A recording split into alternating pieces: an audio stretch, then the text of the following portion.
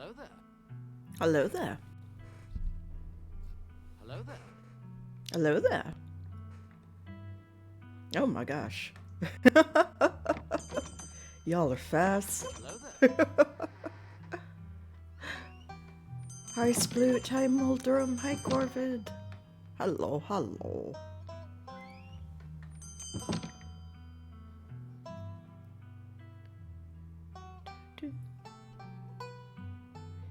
We'll just chill out to this sweet banjo music. And we let the pre-roll ads do their thing. Do that nasty thing. Hi, Prince. Prince is keeping guard of the bedroom today. I don't know if she has a reason. I'm sure she does. But there are days where she just decides, I'm gonna guard the bedroom. She is doing so very diligently. I don't know where her seatbelt is. Maybe she's guarding the bedroom from seatbelt today. Prince? Prince? Yeah, she's so diligent, she'll only turn her ear towards me. She will not abandon her post.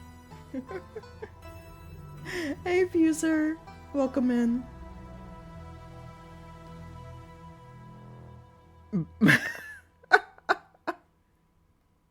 Oh, that's wild.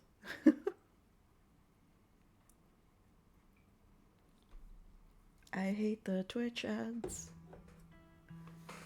I guess they help me. I don't know. Not really.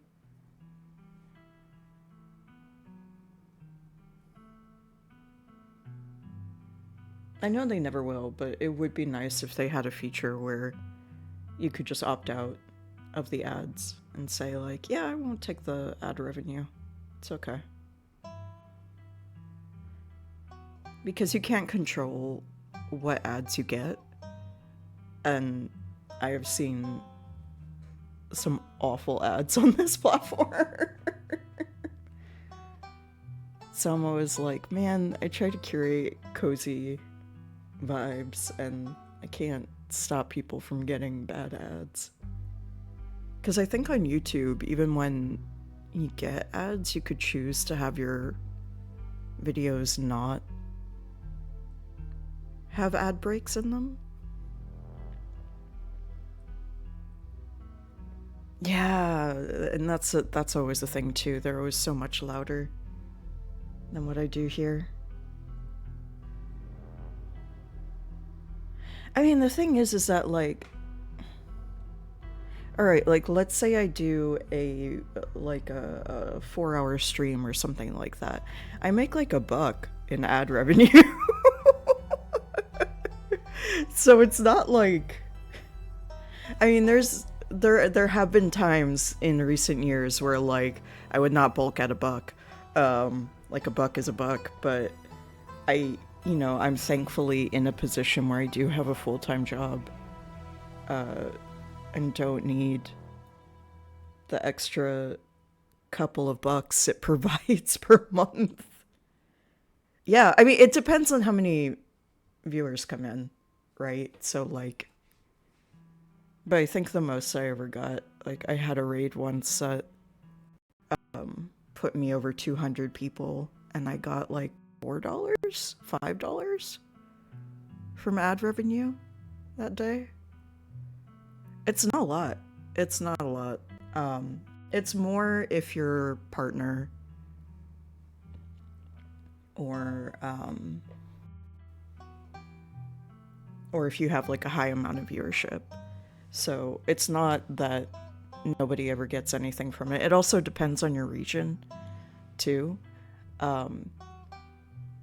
There's no like set rate that you get. It's all very algorithmically composed. So like, you could talk to another person that has about the same volume that I do in terms of hours that they stream and people that come by, and you might get a completely different answer. But it's not much. It ain't much. It's like usually like $1 at most. The other day there was one that was it is a little random too, because I had two streams that were almost identical. And one made like 35 cents and the other made $1.20, and I was like, oh. I was just checking the payout on that the other day because I was like, how much do ads make again? Because I honestly forgot. Yeah, it's weird. It's weird. It's weird and funky. I don't know. I've been in such a sleepy mood all day, so I don't know why my brain was all like, yeah, ad revenue. But I think about that a lot because I watch a lot of, not on Twitch, I think about it on YouTube because I want to make a sleep aid channel. I've talked about it a little bit on the Discord, and I know there's sleep aid channels that when they start to do well, turn off their monetization, and I was like, oh, I'd like to do that too because, like I mentioned, I'm thankfully in a place where I do have regular income. Remy! So, like, you know, I wouldn't need it, but again, I don't blame anyone for ever needing it. You do what you gotta do. You do what you gotta do to survive on this the ash of an earth. Ooh, nice. Okay. During the quiet moments of the stream today, you might hear the nice little summer thunderstorm that we have starting up right now. So that's extra cozy. You got the skull! Yeah! I saw there was a cafe, I forget if it's in New York. I think it might be outside of New York, or it might be upstate.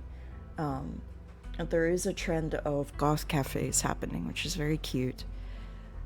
And the goths are becoming business owners. Let's go. And there was one that was advertising that they serve lattes in skull mugs, which looks cool, but I imagine is horrible to drink out of. But who knows? Maybe they have less capitalism, more gothitalism. I like that. I think we're out of the pre-roll now. We can stop being sleepy and talking about boring things. Let's talk about spooky things, because we're getting into the spooky stuff now. So it will, thankfully, this game does do recaps. So if you missed the last two episodes, don't worry, there's going to be recaps. There is a pinned comment that has content warnings per episode. We are currently going to go into episode 3. Gothpital. So we are going to go into episode 3. Hey, Wit! They'll put a cap in that. Exactly. But yeah, this is a horror game. While it is very cozy in a lot of its vibes, there are horror elements to it, and I always want people to consume horror with full consent about what they're consuming. So please make sure to scope out those warnings if there's anything you might be sensitive to, so that you know what you're getting into. Gospel music. Hey, Kiki! If anything happens to Dustin, everyone in Hollow is doomed. Basically. So yeah, we're gonna go check in on our friends in the Hollow. There will be a recap, but there is a funeral for our aunt, who we're estranged from, and estranged from that whole side of the family, and we're going to Scarlet Hollow for that funeral. And we're starting to discover that there's some strange, maybe supernatural mysteries afoot. So yeah, let's get into it. I've been dying to play this chapter all week. I don't know why I made it so that I only do this once a week, because I keep wanting more story, but there we go. It's my lesson in discipline.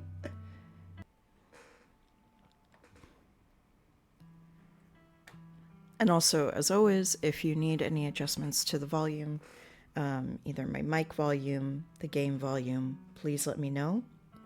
And I am always happy to adjust that stuff for you all so that you have a comfortable time here.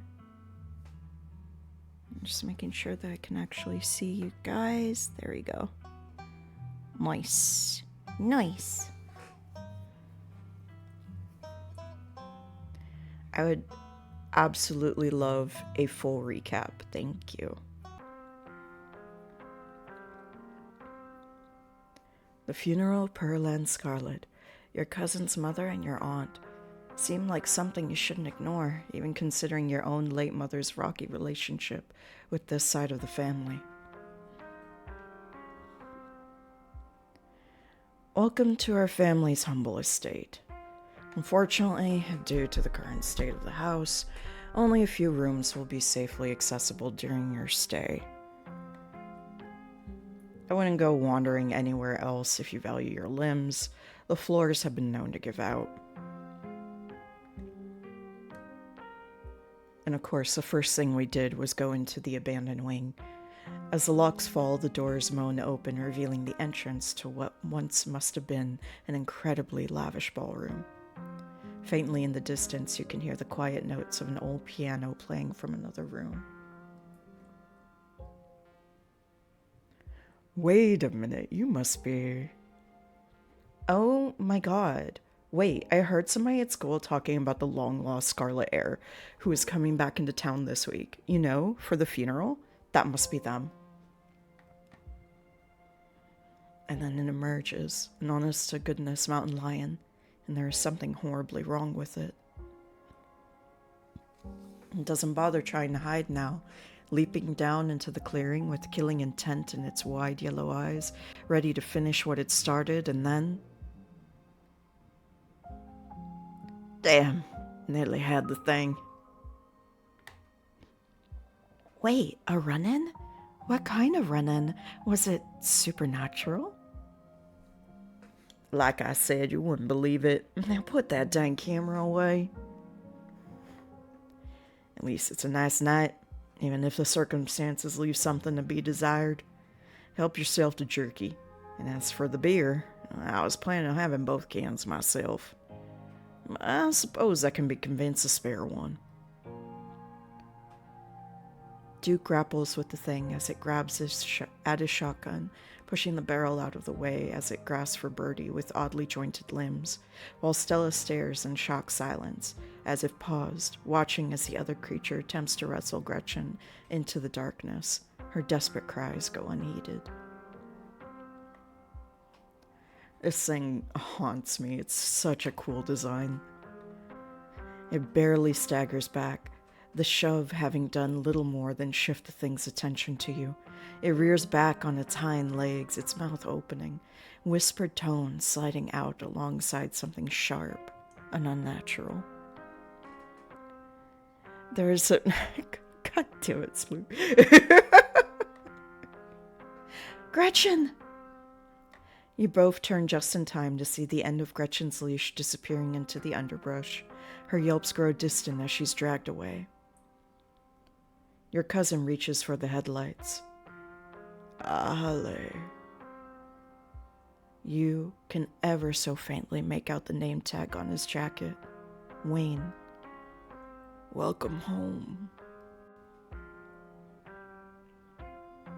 Rain over. Yeah, it just ended by me too, Wit. It's so sad. It was so pretty. I love sunstorms. The figure steps out of the light, disappearing back into the darkness of the woods. I'm going to bed. I'll see you tomorrow. But listen, you better stay out of trouble today. I want you home by sunset. I don't want to hear complaints. Just do what I ask and we won't have any more problems. Tabitha takes a few steps towards the door. Sunset. Winnie can fix you some of Sybil's new blend. Maybe it'll help you calm down a bit. I think you'll like today's mix. It's chaga and lemon balm. Should help ease your stress and tension and taste like absolute dirt shit. And if you feel like talking, I'll be all ears. I see you're a private person. I can respect that. You never know how someone might respond to hearing the truth of what you encountered last night. Have either of you seen Rosalina around town? I don't want to be a helicopter dad, but she hasn't been answering my texts, and I wanted to be sure she isn't getting into trouble out there. Hi, Dr. Kelly. We were wondering if it would be okay if Reese could come hang out? Nothing strenuous, we promise. Whatever you two have planned is probably beyond what he can manage right now anyways. I am the only person in this town who truly cares about your safety. Don't forget that. Even if it's already too late to stop what's going to happen. As you leave Tabitha's office, you take a moment to get your bearings, only to be interrupted by a sudden movement out of the corner of your eye. A girl carrying a bundle of snacks pops through a hole in the fence and disappears over the crest of a hill. These dang kids. She didn't. I guess the old Maxwell place doesn't cut it as a secret hangout spot these days. But the Shaw mine?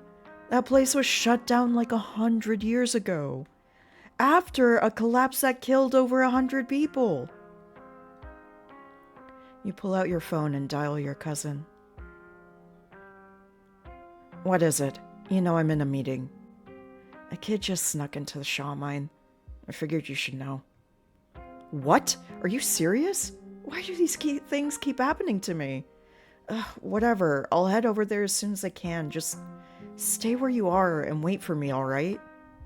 God, I don't even know why I'm trying to reason with you. It's not like you'll listen.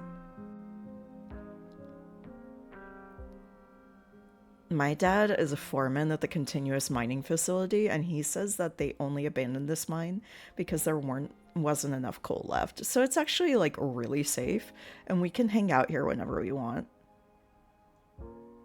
Correction. Your father was a foreman at the continuous mining facility. We'll see if he even has a job tomorrow morning.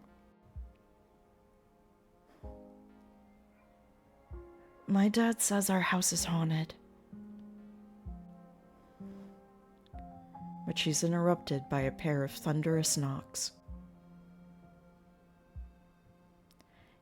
You turn to see Becca and Alexis gone, and Rosalina anxiously hovering in front of a small tunnel in a cavern wall. She freezes as you notice her. There is something in the darkness before you that's much louder. Now, you don't hear it, but you can feel it in your chest, like the deep growl of a predator. What do you think you're doing? Get away from there. Your cousin dives towards you, but not before the light from your phone illuminates. Ale? Ale, you're alright? You and Tabitha manage to squeeze through the entrance, just as the walls of the mine come crashing down. Holy shit, you're okay. Thank God. That was a surprisingly close call. We could have all died in there. What did you weirdos do? Everything was fine until you adults showed up. Becca, shut up. Hello there. Hello there. Hey, senpai. You came in just in time for the recap. so you have not missed a thing. Except my nose, or my voice being a little more nasally today, because I'm still combating the allergies of this season. Tabitha doesn't say a word as the car cuts along the darkened road. You collapse in Tabitha's dusty guest bed, your head empty of thoughts. After your time in the Shaw mine, you barely even notice the dust. When you close your eyes, you see the shadowy figures that gathered behind Stella in the mines, which I'm trying to remember, what is the... Because I was playing with the... Hold on. I'm playing with a mouse and keyboard this time, so I just want to make sure I know. Skip. Ah, okay. That makes sense. I know how to hide the interface so that we can look at the pretty art in full. Oh, I didn't notice this last time. I didn't know that Stella's eyes were watering. She was super worried. Poor Stella. She's been through a lot. God, I love these shadowy figures of the trap miners. So cool. Your thoughts are drawn to the carving on the wall and to the visions it imparted on you. Wake up. Sunshine filters in through the dusty windows of the estate as the dull aches of last night's activities throb in and out of focus. You manage to survive a second night in the town of Scarlet Hollow.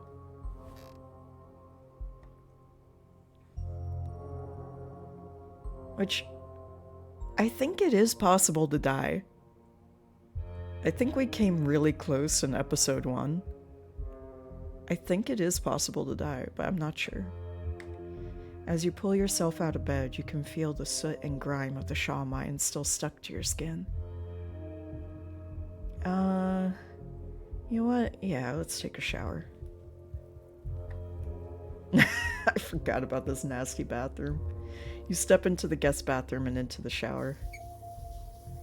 The water is hot and, surprisingly enough, clean. Oh.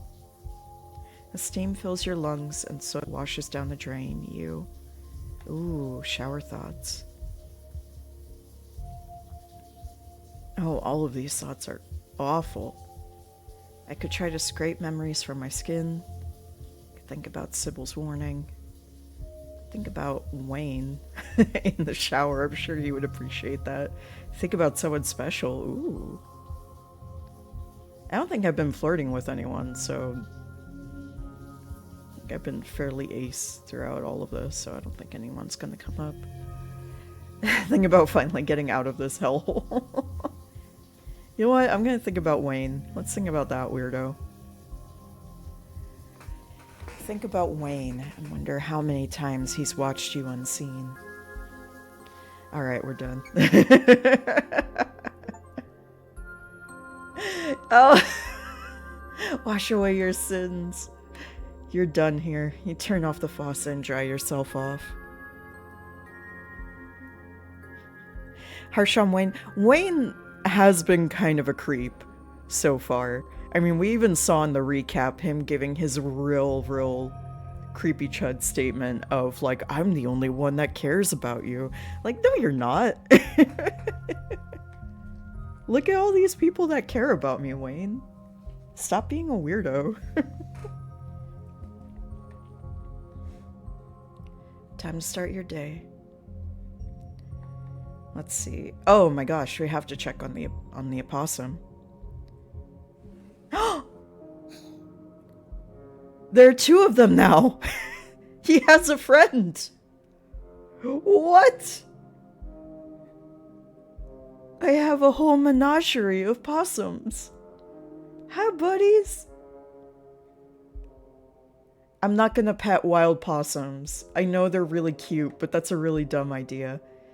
I will wave at them, though. Hi. Alright. See you later. You've had enough of the growing family of possums that live in your dresser, at least for the time being. I don't want to bother them. Want to let them do their thing. A duopossum! A duopossum! Sounded like Snaggletooth there. Heavens to Murgatroyd! A duopossum! Let's look out the window. Anybody creeping? Anybody creeping? I won't miss it this time. Nobody creeping. Okay, good. You hold your breath as you approach the bedroom window. After finding that boot print and viscera in the garden yesterday, you can't help but anticipate something staring back at you. You breathe a sigh of relief. Nothing's out there watching you. At least nothing you can see. Oh, great. Awesome. Melvin and Nelvin! That's our names. That's their names from now on. It's Melvin and Nelvin. And what do we do if there's more? We'll go through the whole alphabet at that point. Let's check on the creepy doll. Every time you see that doll, your heart skips a beat. It hasn't moved, right? Actually, it might have. Because... So here's the thing. I'm not trying to, like, spook you all out for nothing. You used to be able to see a name on one of the feet, and now we can't. Hey, empanadas! Hey, Roa! Welcome on in. Welcome back for more spooky. Also, is music volume good? I'm noticing the music's a little louder this time around. So let me know if it's too high at any point. But yeah, there used to be a visible name on the foot of the doll, and I don't see it now, so this art has changed. This art is different. The art is different. Something is up with this doll. Suspicious. I hope you're well too. Thank you. No, it hasn't. I don't believe you. I don't believe you. The art is different. I swear to God, the art is different. Everyone, go look at the VOD. Dev's probably patched it out. Maybe. Oh, and thank you for the streak. That is a more reasonable thing. Could you imagine if this was just a ploy to get people to look at the VOD? Like, no, look at the VOD, I swear. Hey, goggles. Okay, Kenai tells me it hasn't, so I guess I'll believe it. That's enough of this closet. You turn back to the guest room. Let's message the group chat. You pull out your phone and open up your group chat with Stella and Kanika. Let's see. Y'all, I actually bonded with Tabitha last night. I get to meet Reese today. Send a photo of a pain old man. I think that's the only... My character has been pretty one of little words. I think I'm gonna send them the... I think I know exactly the pain old man that... Yeah!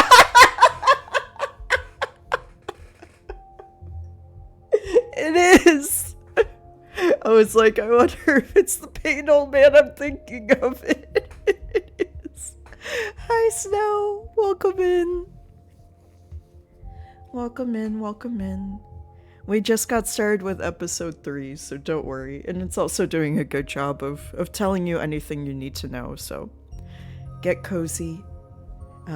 Things are gonna get spooky right away.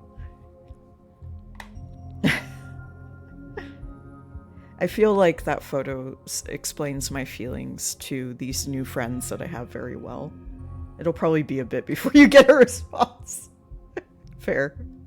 Alright, let's head downstairs. You've done everything you've wanted to up here. It's time to start your day. Oh! Person? Who are you? Who are you? Kitty. Oh, that's right. The kitty slept on our legs last night. The kitty approves of us. Aw. And as summoned, hi, Prince. Prince came by and flopped down next to me. Hi, baby. Hi. Hi. Sorry, every time I say hi to Prince, she's twitching just the very, very, very tip of her tail at me. Hi, Prince. It looks like she's like, it's almost like she's just waving hi with the tip of her tail. Hi, Prince. It's so cute. Janie! You're right! I forgot about Janie. You enter the kitchen to find your cousin in the midst of devouring a pint of banana chocolate chunk. She isn't alone. Frou-Frou glares at you from her usual spot on the counter as a red-headed woman busies herself trying to tidy as best as she can. Tabitha's gaze swivels from the woman to you, her glare intensifying.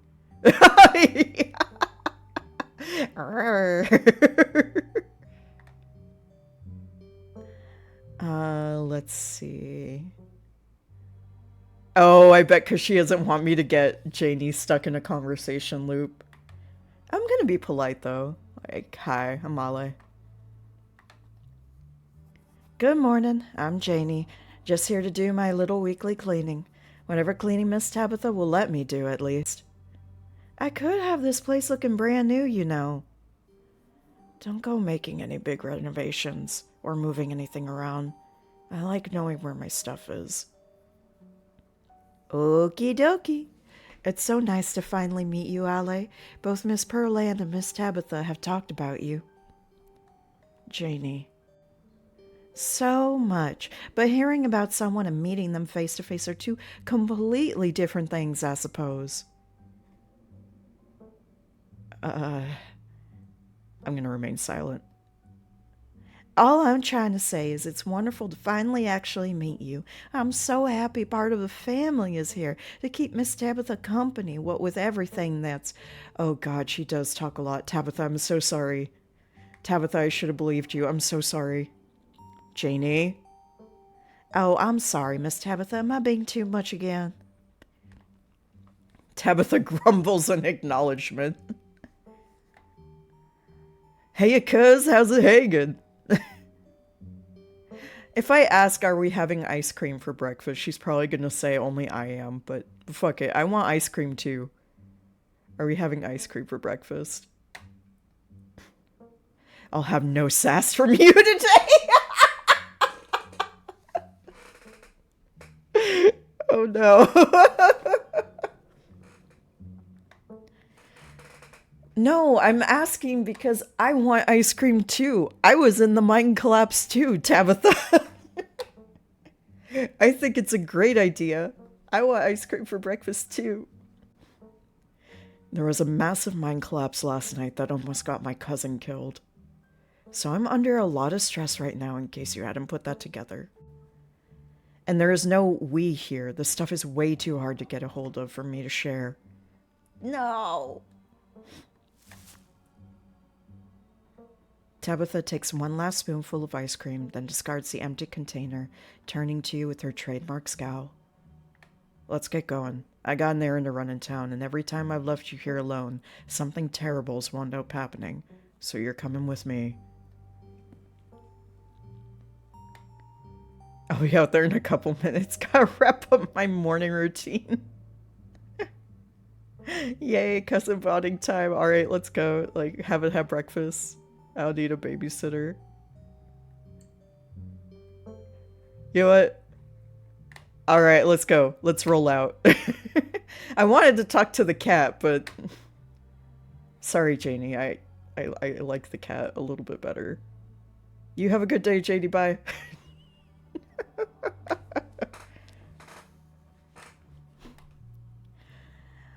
I'm actually looking forward to spending some time together outside of a life or death situation. We're making friends. We're making friends. Janie, lock up when you leave, please. And don't go rearranging anything. Oh, no. As you're ready to leave, Janie approaches. I love the character designs so much. Like, Janie looks so cool. The cat glaring. As you're ready to leave, Janie approaches from the far side of the kitchen. Tabitha remains between the two of you, impatiently tapping her foot. Oh, Allie, before you go, I heard about what happened last night. I heard about it before Miss Tabitha mentioned it just now, and then I heard it again. I just want to say that I'm so sorry you got caught up in that. You two did right by those kids, though. What a blessing. Everyone getting out of that situation all right. You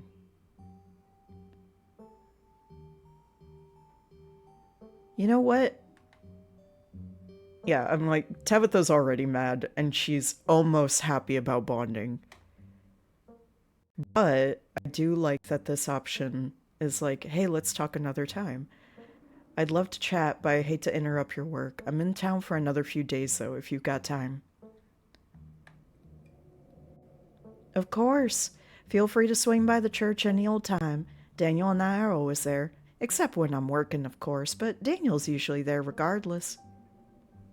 All right, let's go. Bye, Janie. Be safe out there, you two.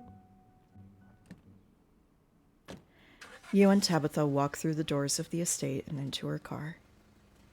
The ride to town is uneventful. Your cousin, unsurprisingly, more focused on the road than making conversation. I I feel like they make Tabitha slide in the fastest out of all the characters. And it makes me smile a lot. All right, we're just popping into the general store for a few minutes. What are we doing at the general store? Picking up tea from Sybil. Oh, I gotcha. Picking up tea. No, I'm just kidding. Oh, what kind of tea? I don't know. The kind Sybil makes. She makes a bunch of weird stuff. I don't know what all of it is called. Shouldn't we be solving a mystery? You know what? Say nothing. I like being the strong and silent type. I have to be mean at my... Oh, no! I mean, Ro, to be fair, it's really easy to be mean to Tabitha. It's actually a lot more effort to be nice to Tabitha, but I'm trying. I'm trying so hard. I want to be friends with Tabitha. Check the VOD. The writing on the dolls... Oh my gosh, Fuser, You're a saint. You're a saint. Check the VOD. The writing on the doll's foot was only visible when you picked it up. Oh. So it is indifferent. Oh, Kanika. Look. Tiny Kanika. You and Tabitha turn as the door to the general door bursts open. A flustered Kanika exits, shouting behind her. Fine. Okay. Keep coddling him. Keep letting him get away with stuff you never would have let me so much as think about. I'm sick of carrying this family. Kanika storms off, the door slowly drifting shut behind her. Poor Kanika. Ugh, other people and their drama. If more people kept things to themselves, they'd be a lot happier. Like you, Tabitha? Like how immensely happy you are?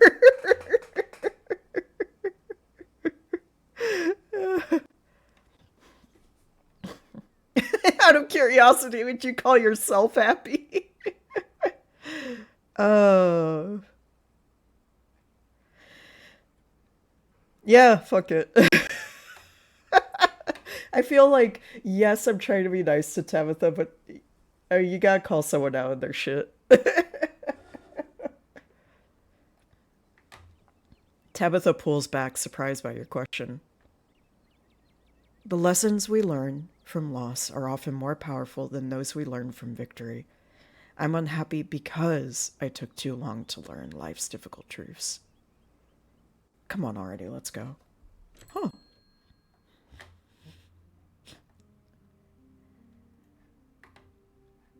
I feel like we kind of bonded there a little bit. The bells of the general store chime as you cross the threshold. The smells of old wood and steamy herbal tea flood your senses, making you feel instantly at home. Good morning, you two. Hope you're doing well after last night's activities. Morning. Is the new blend ready? Of course. Ale, if you'd like to keep Miles company, Tabitha and I will just be a minute. You selling drugs or something? Like, what's, Yeah, it's...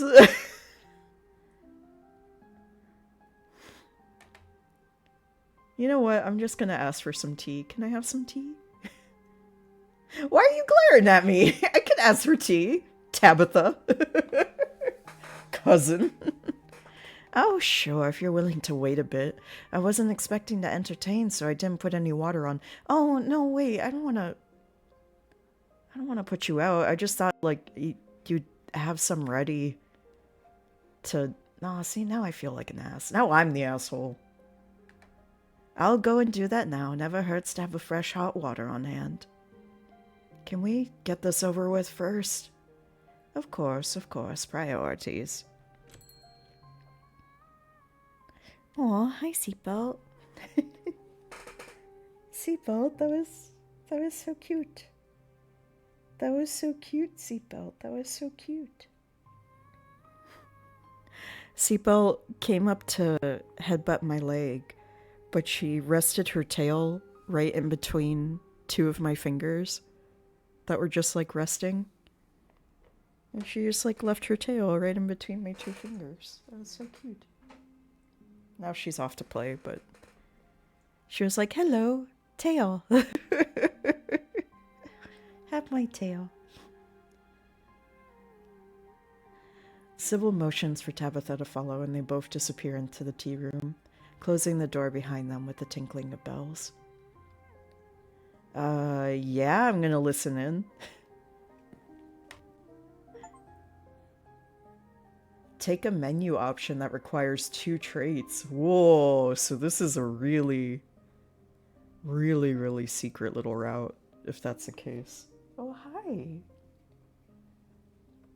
Seatbelt, are you gonna eavesdrop with me too? Oh my gosh, me and Seatbelt are gonna eavesdrop on this conversation. Aww. Are those purrs, Miss Lady? Are those purrs, Miss Lady? Oh my gosh, my little lady. My little shy lady, she's got the purrs. She's got the purrs. Oh my goodness. She's got the purrs.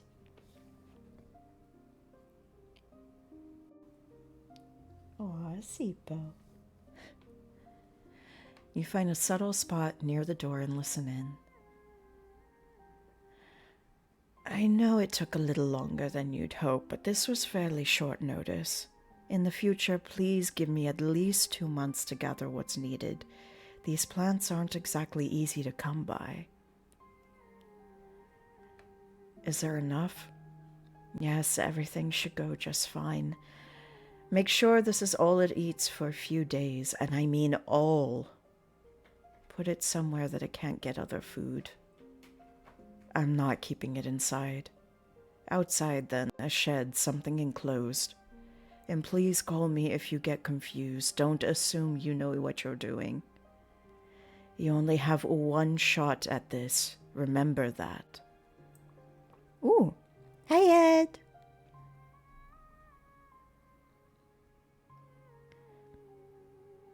Pearl Ann ran me through it plenty of times. I know what I'm... What the hell are they talking about? Is Tabitha raising a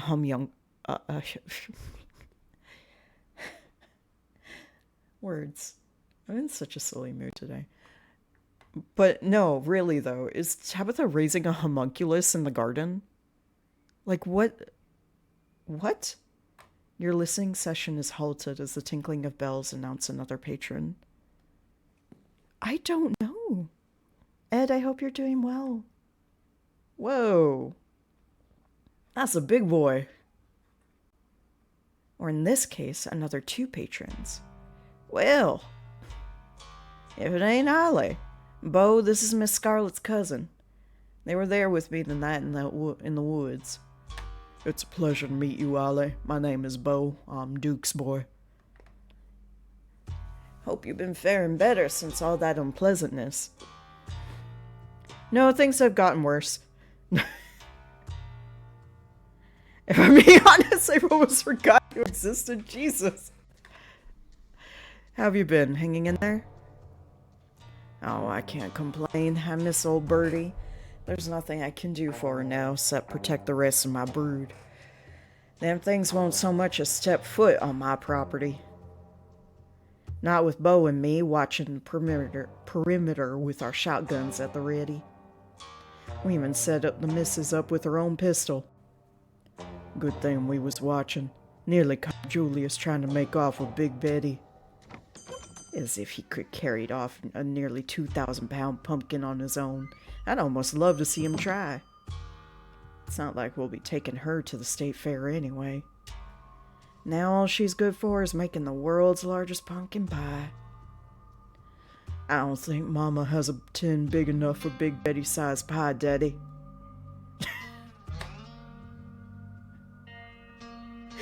I love Bo. I love Bo so much. Have you seen any of those creatures around your farm? Yeah, we saw a few of those things. They got scared off before I could start shooting. Nasty little buggers. We've been losing sleep making sure we can keep an eye on those things. Oh, Snow, what did you get? Ooh, that's a good one. It's even rubbing off on the hens. None of the little ladies have been laying this week. You know, Daddy, I bet some big mastiff could keep them things away. It seems like just the kind of job for a guard dog. Now, don't you start again. We ain't getting a dog. Daddy, I want a dog. I got enough mouths to feed. As much as you say you'll take responsibility, I know it'd be me cleaning up after it. Besides, I don't have much faith those things would be stopped by a dog. Oh, man. I saw more than a few in that nest. Yeah. Who is Julius again? The name rings a bell. Julius Tremayne. He practically spits the name. Some cousin, however many times removed, though I don't claim him as kin. He owns a farm next to ours, except it doesn't seem like he has a good grasp on whose property is whose. Think he owns half our land, always sneaking around and taking vegetables we planted. Of course, the way he tells it, we're the ones stealing from him, saying he's the one putting the seeds in the ground. He's a miserable old cuss, and he knows it too. Stealing vegetables born off of other folks' hard labor is probably the only joy he has in life.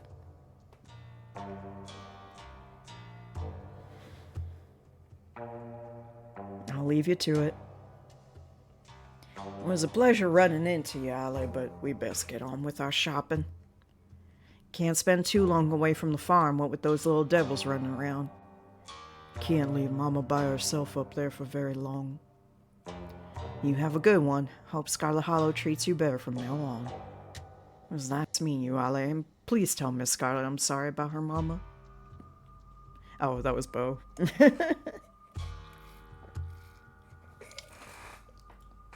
Holy shit! Sorry, I just... I was taking a sip of water really quick because I noticed my nose was getting really stuffed up. And I did not, I mean, Bo looked very tall, but I did not realize the height difference between the two. Oh my god. I guess I wasn't kidding when I said Bo is a big boy. They shuffle off into the aisles. Tabitha and Sybil are still in the tea room. Your phone buzzes. Oh my god, hey, I overslept. Still gotta make myself breakfast if you all want to swing by. Otherwise, meet at library and figure out plan? I think I'm good. Just had a big fight, not really hungry. Gonna chill in my van for a while if you want to hang out though. Otherwise, see you guys at library. Yeah, plenty of time before dinner at Reese's house.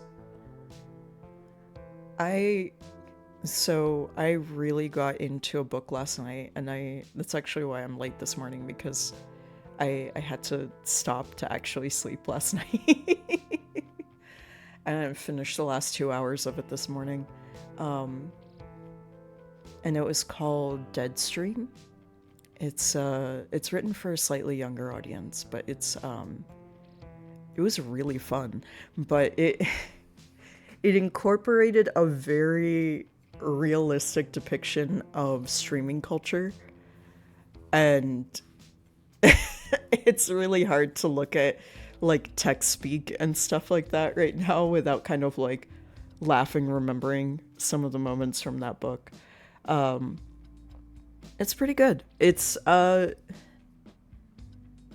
you need to go into it knowing that it's gonna be a reliable, like a pretty accurate depiction of streaming culture, because there is, I don't know, I had a knee-jerk reaction when it first started getting into it where I was like, oh god, is this someone who's like going, all these kids with their dang tech speech?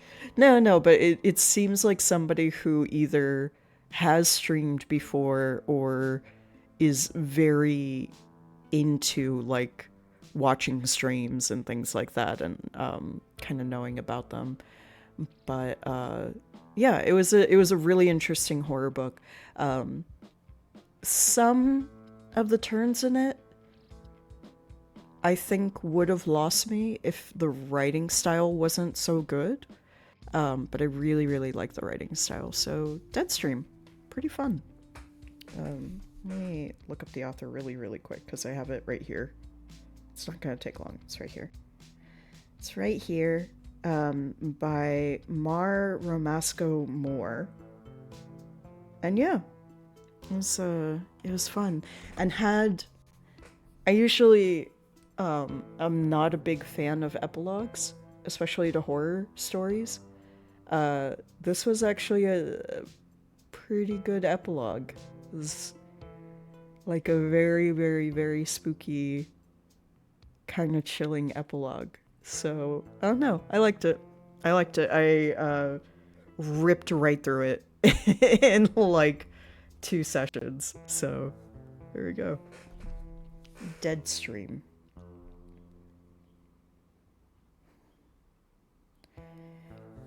Alright, back to the spooky story at hand. What will we do? We could go see Avery. We could wait for Tabitha. I mean, Okay, part of me wants to check in on Oscar. I'm kind of curious to wait for Tabitha to see if I can just, like, maybe she is trusting me enough to just ask her, like, what the hell are you growing in your garden? I'm part of the family too. Whatever weird family secret you have growing in the garden, let me in on this spookiness. You know? So let's wait for Tabitha. Your cousin will probably be back any second. It's best to just stay put. You and Miles share an uncomfortably long moment of silence as Duke and Bo continue to shop. I'm not gonna bother Miles. Like, I sympathize with Miles too, but yelled to Tiru, hey, hurry up in there! Read something to seem busy. You know what, I'll make pleasant chat though. How are your dailies going? Miles doesn't dignify your question with an answer. Fair. Fine, I'll wait patiently. Miles is clearly not interested in a conversation. Best to disengage. Tabitha bursts out of the tea room, tucking a pouch of herbs into her coat as she walks. She looks up at you in surprise. She genuinely didn't expect you to stay. Wow, you actually stayed. I kind of expected you to go running off the instant I left you alone. I miss out on cousin bonding time. No, let's see.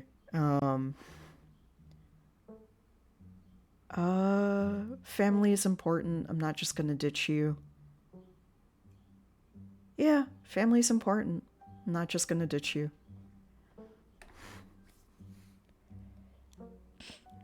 That's appreciated. I've got a couple hours to spare. I'll pick us up some sodas and we can get out of here. Soda? I don't like lingering where just anyone could walk up and start talking to me. Girl, I get it. Tabitha leaves the store, motioning for you to follow. Let's go. Tabitha stops in front of a small house on the quiet hill just off Main Street. The Scarlets own most of the houses out here. We rent them out to employees, just more convenient, you know?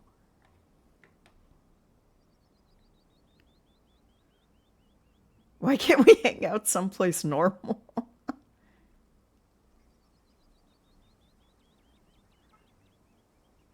And here I thought the estate was your secret lair.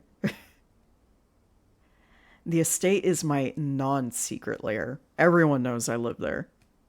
Nobody knows about this place. Except you now, I guess. Now come on, let's make ourselves scarce before we're spotted. Your cousin pulls out a heavy set of keys from her pockets.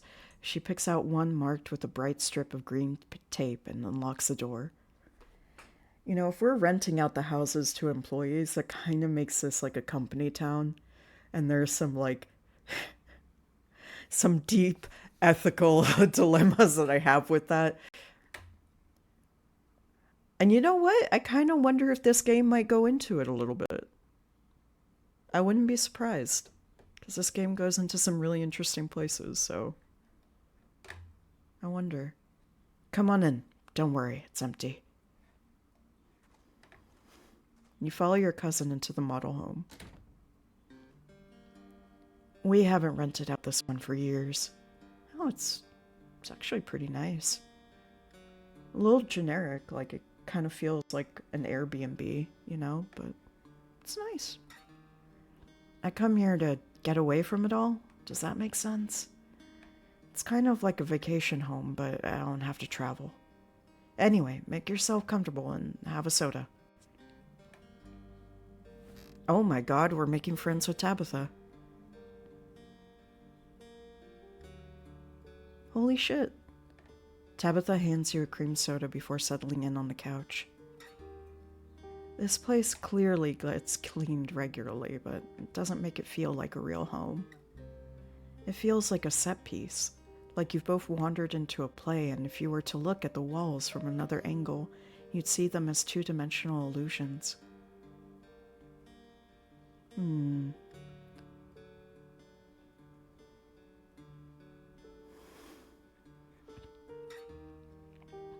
Talk about Tabitha, talk about your family. You know what, let's talk about the family.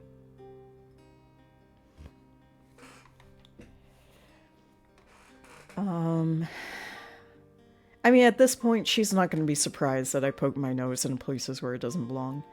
I took a peek into the older part of the estate. Her family used to be a lot bigger. Also, I'm going to really quick blow my nose off mic, because it's going to be nasty, because, oh my god, I'm so stuffy today. I'm sorry my reading voice is kind of off. Be right back.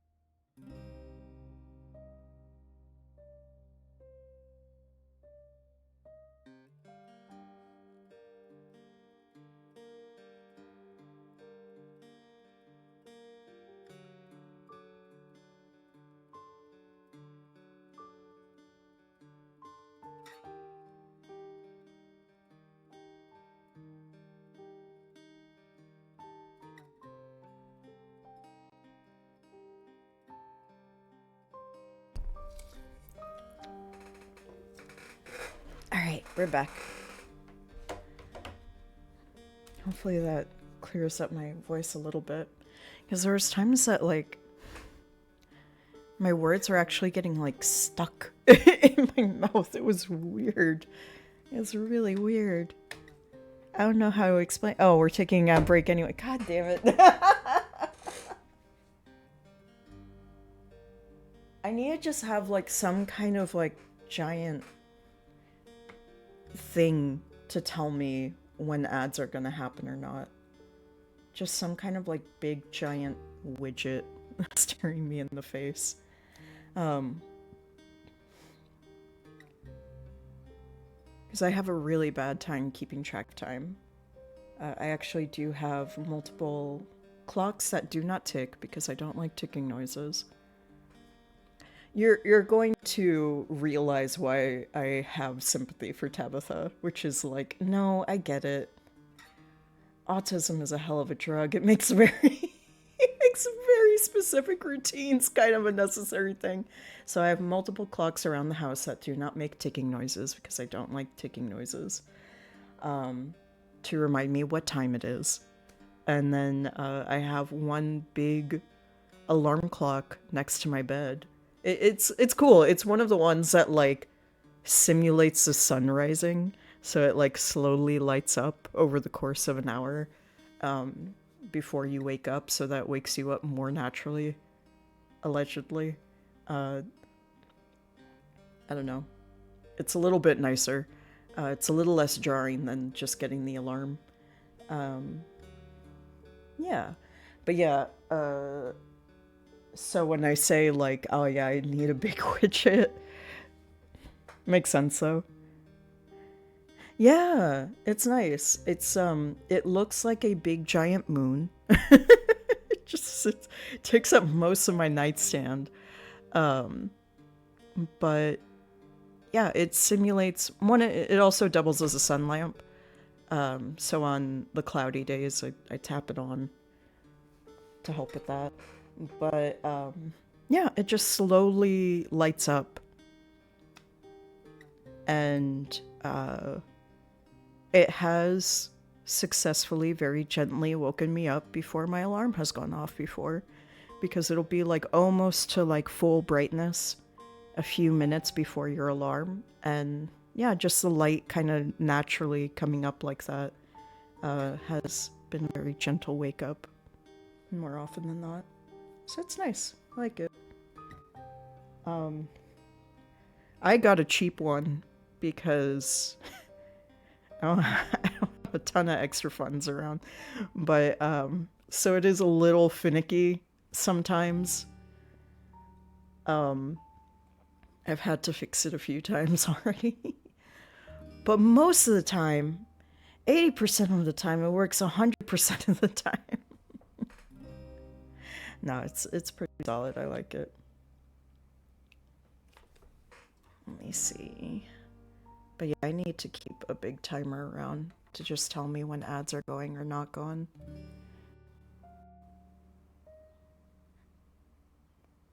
I feel like that's a widget that you could just install and just have it, like, be a big square in the corner of your screen. Somebody's had to have done that. Or it can't be like that hard to maybe program one real quick. Just like seems like a little simple script thing. Just have like a corner of my screen. Just have a constant countdown. And remind me, like, hey, press the push ad button. Like, push it 10 minutes away. I think everyone's back now, right? Alright, I'm just gonna keep going. I'm having a weird one, and I just appreciate all of you being here to share this cool spooky story with me. Especially since, of the playthroughs that I've seen, I've not seen a lot of people befriend Tabitha, so I especially now that we know that she's growing something in the garden, like, I'm very curious about what's going on. So yeah, I took a peek into the older part of the estate. Our family used to be a lot bigger. Yay, thank you, Ed. Appreciate you. You what? Unbelievable. I specifically told you not to go in there. Does the word danger mean nothing to you? Actually, I take it back. I very much believe you went in there. You constantly do things that you shouldn't. I'm glad you've at least started letting me in on your little plans. But I digress. There used to be a lot more Scarlets, but now it's just us.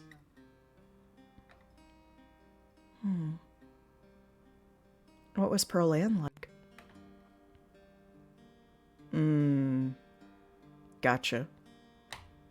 I love the side eye, though, of like, for the two last damn people of the family. Come on, Tammy. Okay, I guess you should know at least some things about the woman whose funeral you'll be attending. She was my mother. She was your mom's twin sister. Twin! That feels like a big revelation. Fraternal, they didn't look alike. Same with their personalities, night and day from what I've heard. Pearl Ann was a hard ass, but that comes with the territory.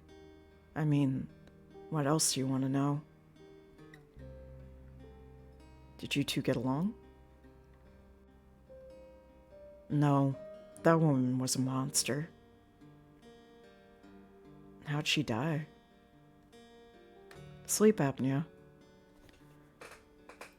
This is explore in the face of danger. Also, I'm saying this especially for any of my friends are like, yeah, I just always have a lot of sleep troubles. One, if you have constant sleep troubles, please talk to your doctor about it. And also, if you have a lot of sleep troubles and snoring issues, please talk to your doctor about it. There's plenty of times that it can be fine, but I have had many friends who have had sleep apnea and had to have CPAP machines and things like that, and that shit saves lives. There's your PSA.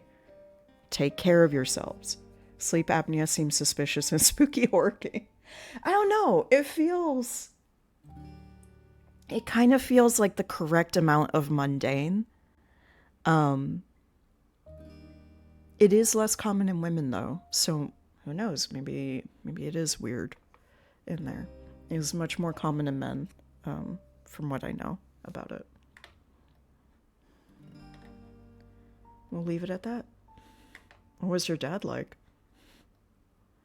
Don't know. He just up and left one day. Didn't want anything to do with us anymore, I guess. They never got divorced, just separated. He probably couldn't be bothered to fill out any paperwork, especially considering he would lose any and all claim to the Scarlet fortune if they divorced. Oof, rough. Oh, she's opening up a lot. Aw, Tabitha. And he'd have to pay child support for a kid he couldn't be bothered to call on her birthday.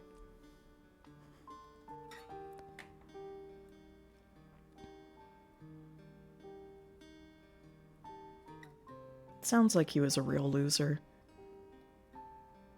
That's what Pearl Ann always said.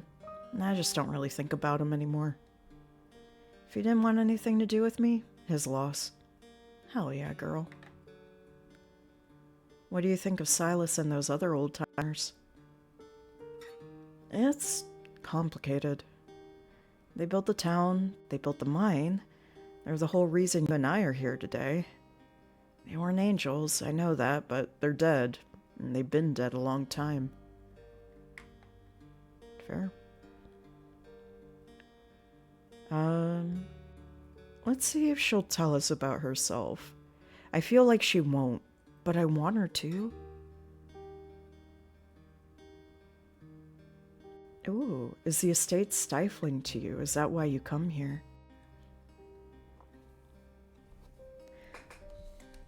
It's both mundane, but also something you could pin a death on when caused by something less common. Oh. Very interesting. Tabitha sips her soda, her expression suddenly heavy. I guess the estate has a lot of history. This place is so new by comparison. It's like the estate is full of ghosts pressing down on me all the time, pressuring me to do what they want. When I'm here, I can imagine a life where I don't have to think about the 200 years of history resting on my shoulders. I can imagine just living as a bank teller or something, having a simple life. Oh my god, that's a real smile. Holy shit, we got like a real smile. Tabby?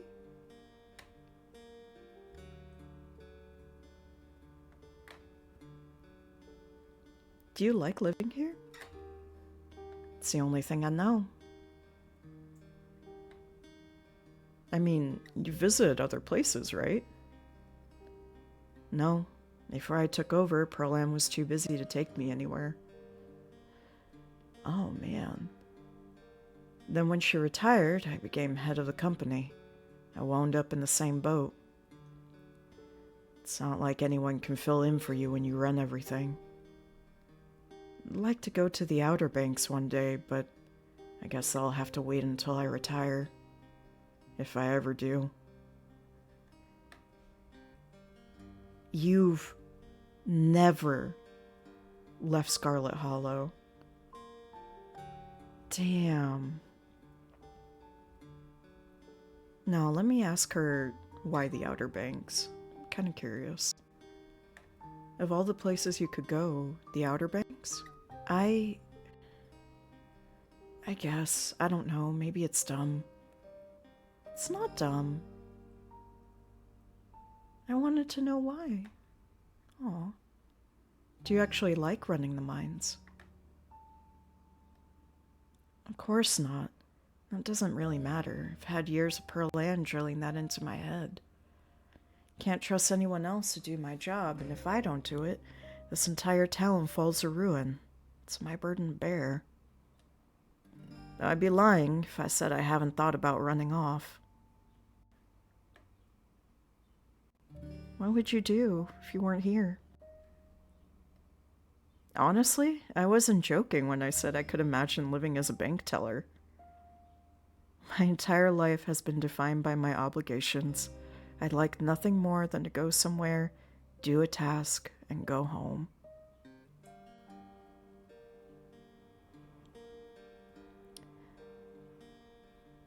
Aw, man.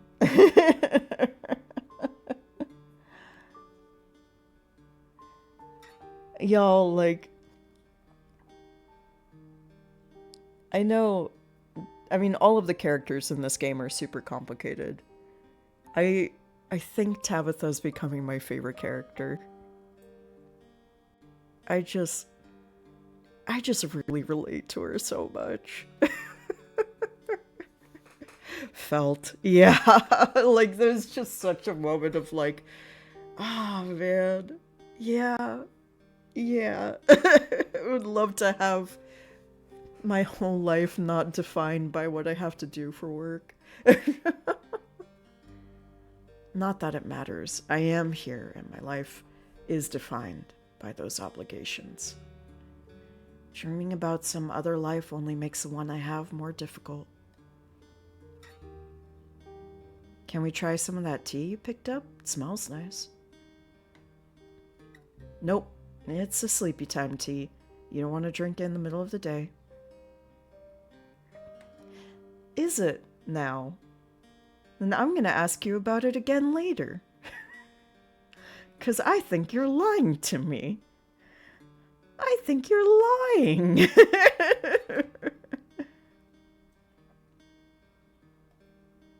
I'm learning so much in this episode. Oh my gosh. I'm supposed to have dinner at Reese's place. Do you know him? Reese? Oh, yeah. The dude that used to hang out with Kanika and Stella. I kind of remember him. Quiet, smelled kind of weird. Stopped coming to school at one point. I guess he got sick or something? I know his mom better than I know him. She's been everybody's doctor for as long as I can remember. She's intimidating. I've always liked her. Guess that's not hereditary, though. Reese always seemed like a bit of a wet blanket to me. All right, I've got to know. What's the deal with you and Stella? See, now we can ask her about it. On the car ride home after a mine almost killed us was not the right time. Now there's the time and place, and it's now. While we're bonding over cream sodas. Tabby. Come on, Tabby. We were close in high school. Really, really close. We'd have sleepovers a few nights a week, spend all night watching monster movies and eating chips and... Aww. Anyway, Pearl Ann didn't like her. I'd always have to lie and say I was going over to her place to study. When we graduated, it was impossible to see her anymore. There were no more excuses to go study, and I was too busy learning the ropes at the mine.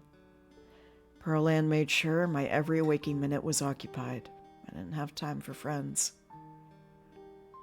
But I never needed friends before meeting Stella, so it was easy enough to slip back into that mindset and try to move on. Are you afraid that you still have feelings for her? Why else would you work so hard to keep her at arm's length? Something like that, yeah. Mal! Mal, we're bonding with Tabitha, and we're finding out she's gay. Something like that, yeah. It's better for both of us that way. Rosie! Hello, Rosie.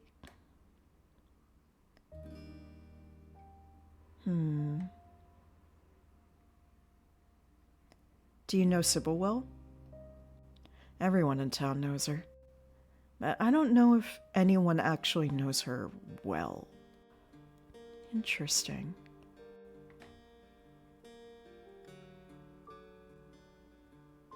What do you think of Oscar? I think he's doing a bad job raising his kid. God damn it, Tabitha. Take last night, for instance. She has way too much freedom. What do you expect from someone who had a surprise baby at 19? Damn, Tabitha! Plus, I have my own library, not that I have time to read anymore. Oh my god, Tabby! When you became Denise, I told all your colleagues, those clown comics, to fix their hearts or die. Hell yeah, David Lynch. Happy Pride Month, everyone, by the way. Are you sure you don't want to talk about Wayne? All of the expression art that they make for these characters is absolutely incredible. Yeah, sorry, it's a sore spot for me. Tabitha, the man is stalking me.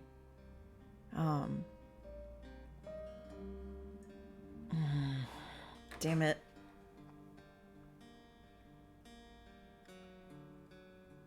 Yeah, I mean, I feel like that's a fair thing to say. It's fine. I'm not going to let anything happen to you. Oh. Okay. I don't need to dig up painful memories to make sure of that.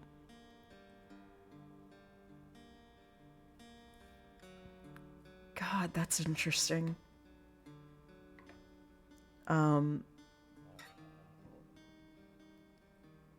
Kanika hates her because she is a union buster, which, like, very fair. So I don't think that's going to go anywhere. Avery is new in town. I don't think she's even going to know Avery. Because she has no time to socialize. And then why did you hire Janie? I feel like is like there's times where it's like I don't want to push for every possible option because this game does penalize you sometimes for that. And I feel like making Tabitha talk too much about pointless things just for the sake of it does make her pissed off at you. So I'm like doing this balance of like, what do I really want to know versus what will drive a wedge between us forever. Oh, you're traveling again. Oh, we miss you too, Mal. When you have a free weekend again, we'll have to go Pokemon snapping again. Tabitha, you can't be with us every second of the day. That's true. That's very true, Corvid. Alright. Are you coming ghost hunting with us tonight? This is gonna piss her off, but I want her to. Come on. Do it. Do it. Come hang out with us. Come hang out with your ex-girlfriend. Come on. Is that actually happening? Stella will be there. Oh, what? Oh my god.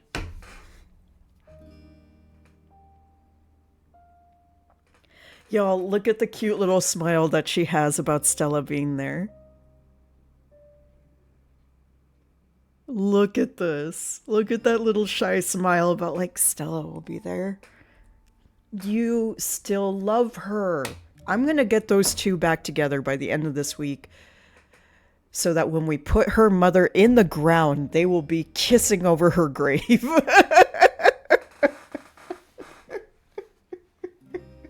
Tea spilled.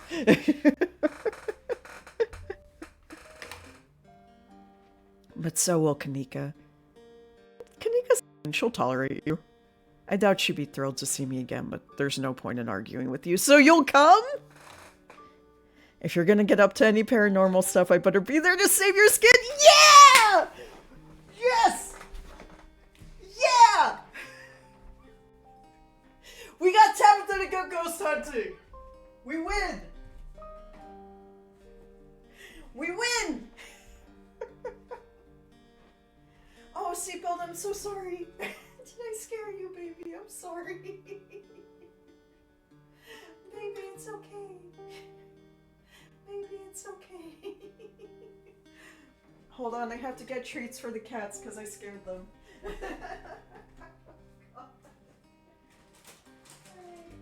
come on, babies.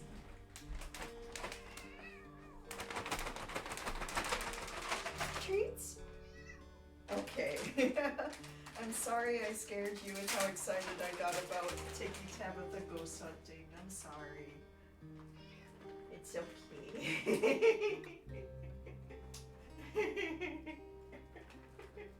There you go. There you go.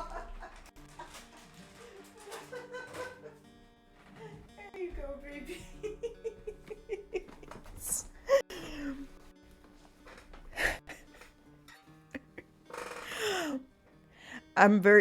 We've never seen this smile before. What the hell? This is the best. This is the best. This is the best. We're gonna, okay.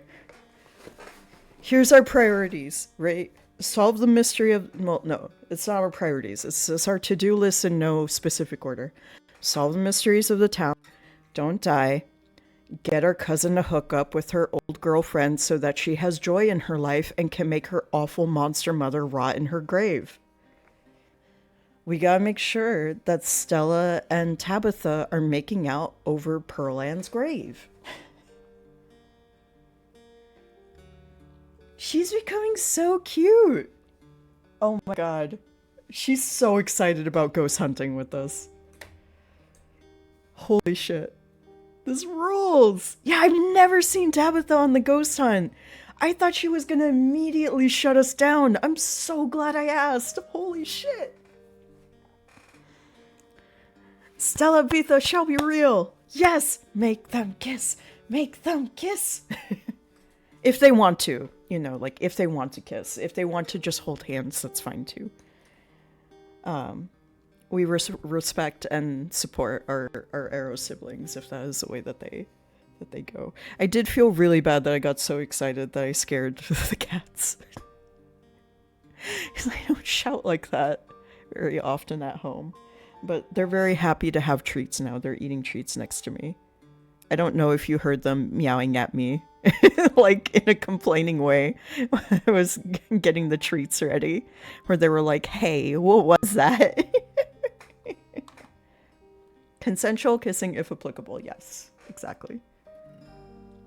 Count me in. Yes!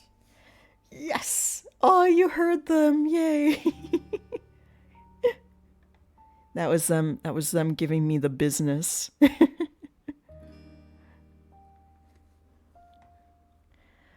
Oh, man.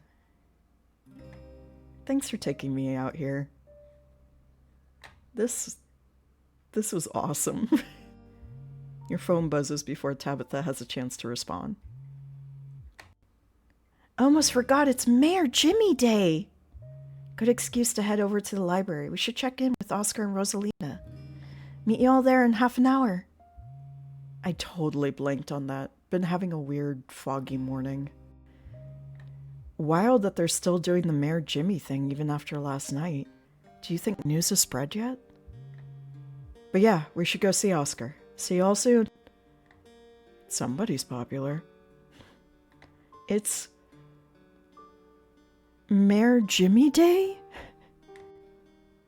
Ugh, what a ridiculous event. You know he's a dog, right? Did they fill you in on that detail? Mayor Jimmy is a dog?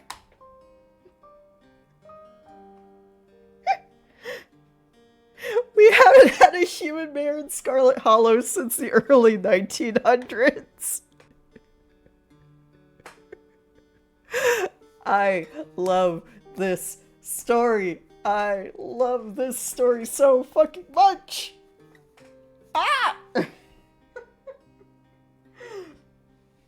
Oh my gosh, I love this story. That's such a weird detail. That's such a weird and amazing detail. We've been a dog mare town since then. Tabitha takes another sip of her soda, smirking. Everyone knows it's our family that holds power in this town. Oh shit. Still, sounds like it could be kind of fun. Even I can admit it's funny watching everyone fawning over the little guy in his mare getup. Oh, they dress up the dog. And if Stella's gonna be there, yes! Yes!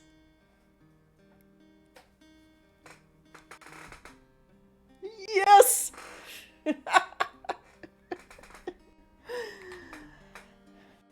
Yeah, count me in. We can finish our sodas and head over. Our cousin actually wants to hang out with us. What the hell is this? This is amazing. I can fix her. Spending the achievement for spending quality time with Tabitha is I can fix her. That is definitely an accurate call out to what I'm doing. I was like going like, no, I could fix her. I could be her friend.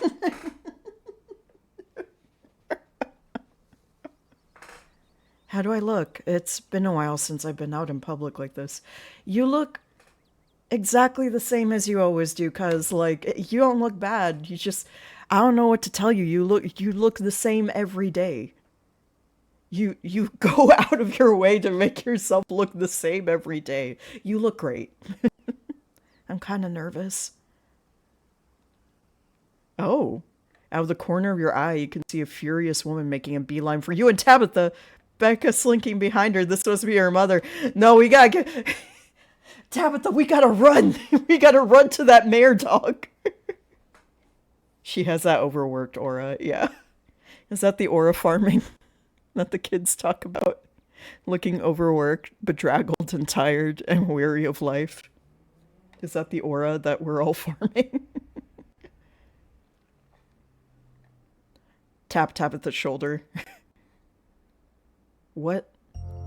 Ah, God damn it. Excuse me, Miss Scarlet. Can I help you? Becca stares at you from a distance as the furious woman tears into Tabitha. What the hell do you think you're doing down here, grinning like a buffoon after everything that happened last night? A mine collapse almost killed my poor sweet innocent child, and you thought it was a good idea to retaliate by demoting my husband? We've gotten used to a new lifestyle. You can't just take that away from us for something that was your fault.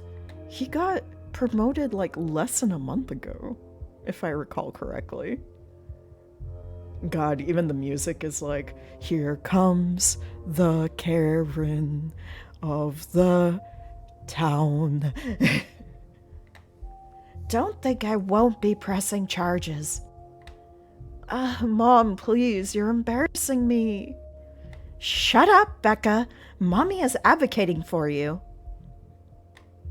Shouldn't talk to your daughter like that's bad parenting. Your husband told your daughter it was safe to go in your mind. Of course he was demoted. Damn, all of these are really good. You're complaining that your husband got demoted. I almost died trying to help your daughter. Just ignore her, Tabitha. Stay out of this. You know what? Your husband told your daughter it was safe to go into the mine. That's some... You know, he's lucky he didn't get his ass fired. Jesus. I'm right here. Even if he did, it wouldn't have mattered if the entrance to that mine was actually secured. There'll be hell to pay, Tabitha Scarlet. What legal grounds do you think you even have? There are signs. The place was boarded up. I did my legal duty, and you don't have a leg to stand on, so don't try to threaten me. Fuck yeah. Corbin. Mom, can we just go, please? If I were you, I'd listen to your brat. You haven't heard the last of us. You'll see. Tabby, can we, this town is pretty small. We have a lot of power in this town. Could we just, push her into a mine shaft? I don't think anyone's going to miss her. I'm just saying, if there's any place we could get away with murder, not that I'm advocating for it, just hypothetically spinning tales off the top of my head. Maybe we could think about it a little. Just a little. The woman storms off just as quickly as she'd storm in, Becca following at a distance. Mods, kill that guy.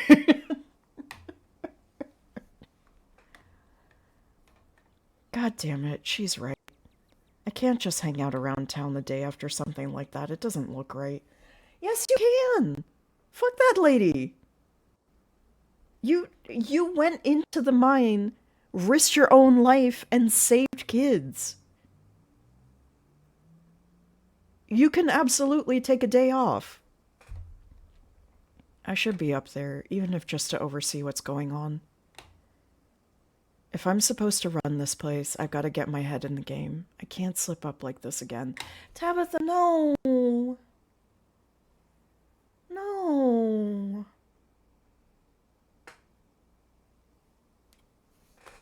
Ugh, I hate Becca's mom. Tabitha sighs, straightening up. Her scowl returns. Stay out of trouble. I'll see you at the library tonight. Okay, good. You'll still come to see Mayor Jimmy. Okay. We'll still make you hook up with your ex-girlfriend by the end of the week. Okay. Okay. Okay. Okay. We'll compromise. We'll compromise. Can we turn off the Beck family? Can we turn off the Beck family's water and electricity? I feel like we actually do have the power to do that in this town, which is kind of terrifying. Your cousin turns and heads back to her car, leaving you alone on Main Street. Man. Alright. Okay, but at least she's coming to... Okay, so she's not coming to Mayor Jimmy Day, but she will go to ghost hunting, it sounds like. So, well, at least she'll come ghost hunting with us. You enter the library alone. It's busier than usual, and a small crowd has formed in a corner of the main foyer. Hey, Ale. Oh my gosh, what is this jumpsuit with the little ghost on it? She's dressed for ghost hunting. Also, I want all of Kanika's outfits. They are fantastic. She's coming Stella hunting. Thank God we have something to do this morning. My family's been driving me nuts. Yes, the whole gang's here. I've been waiting to introduce Ollie to the mayor for like the entire time I've known them. Stella, we've only known each other for like 36 hours. I've never gotten to introduce someone to the mayor before. It'll be worth it, trust us. All right, shall we? Oh!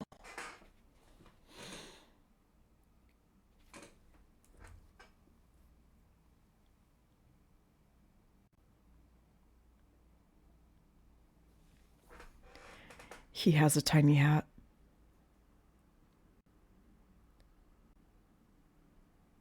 He has a tiny hat. He has a tiny hat. He has a tiny hat. He has a tiny hat.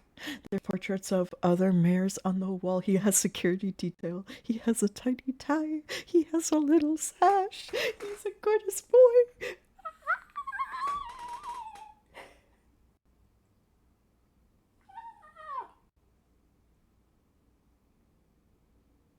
I can't. This is too cute. He has a tiny hat. He has a little sash. Ah! Ah! Ah! Okay. Okay. Okay. I'm okay. I'm okay. I'm okay. Oh, she's got little speckles. Oh. I love him. Yep, he's a dog. And judging from the series of portraits lining the walls, Tabitha wasn't pulling your leg. Every mayor of Scarlet Hollow in living memory has also been a dog. Oh, a very distinguished dog. You can tell this dog is the mayor from his little sash and fancy top hat. There's a regal air about him, almost if he knows the position of authority he's been elected to. I adore the man who is taking his job so seriously as the security detail for a dog. Tabitha, you are now my second favorite character in Scarlet Hollow. My new favorite character is Security Man, unnamed Security Man, who will fight to the death to protect Mayor Jimmy. Abby, how could you do this to us? Abby came in with Mayor Jimmy with the intent to kill. She drew Mayor Jimmy and was like, this will get those motherfuckers. Everyone who bought and supported our game. This will assassinate them all. You haven't met the serious man by his side, but you have to assume that he's the mayor's handler. He holds out his paw as if to shake your hand. Oh my god, what a good boy. Oh my god, sir, of course. It's lovely to meet you, Mr. Mayor. Oh, he's good. The fucking thumb hook. Not the thumb hook. You don't have a gun? What you thumb hooking for? You don't got no service pistol there. God. And the stink guy of like, I got my eyes on you. Shaking the mayor's hand like that.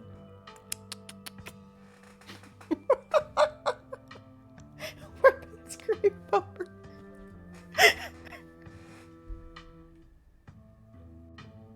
That's end of stream. I'm just gonna go and die now. What am I supposed to do with this? I'm gonna go walk into the ocean. Bye everyone, I love you. It's nice knowing you. I'm gonna walk into the ocean. It's gonna take a while for me to get there. Alright, I'm coming back. It's too hot outside. I don't want to walk to the ocean today.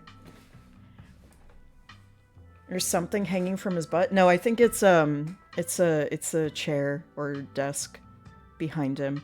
Because I thought that for a second too, and then I popped down the UI. It's just the like chair behind him.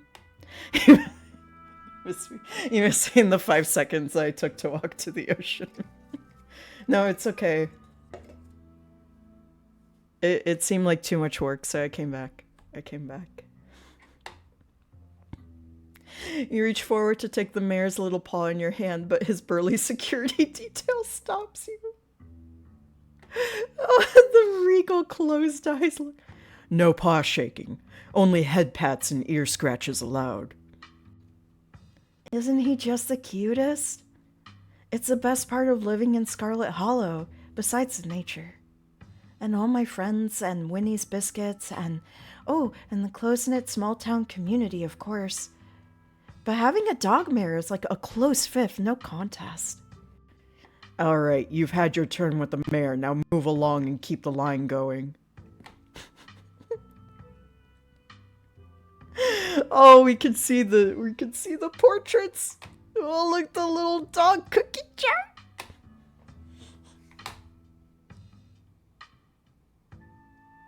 Would you want to be the person who let something happen to the mayor? Never. Never. Ah! This one's dressed up like a Supreme Court justice. She's got the little ruff. This one has a regal beard and mustache. She's the goodest boy. He's even got a little button-up shirt.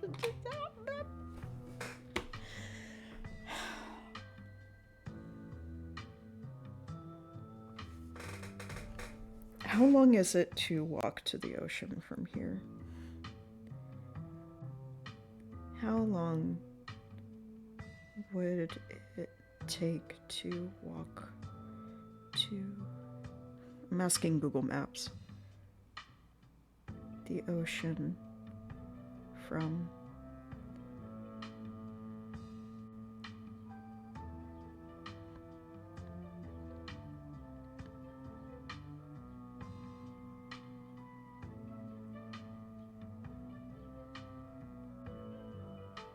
Okay. It says it would take a couple hours, which I think is a lie because I think it's thinking of like a specific part of the ocean and not the fact that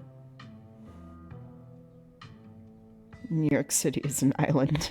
I mean, yes, it's on rivers, but then what is next to the rivers? The water's right there. It's not that far away. Anyways, I'll stay because we have to go ghost hunting with Tabitha. Alright, goodbye, Mayor Jimmy. I love you forever. You're the goodest boy. It looks like everyone else is already talking to Oscar in the next room. Who is this? Who is this weirdo? Before you can catch up with your companions, you're intercepted by a nervous man with a cross around his neck. Whoever he is, you can feel his desperation to make a good first impression, a self-sustained and self-fulfilling prophecy.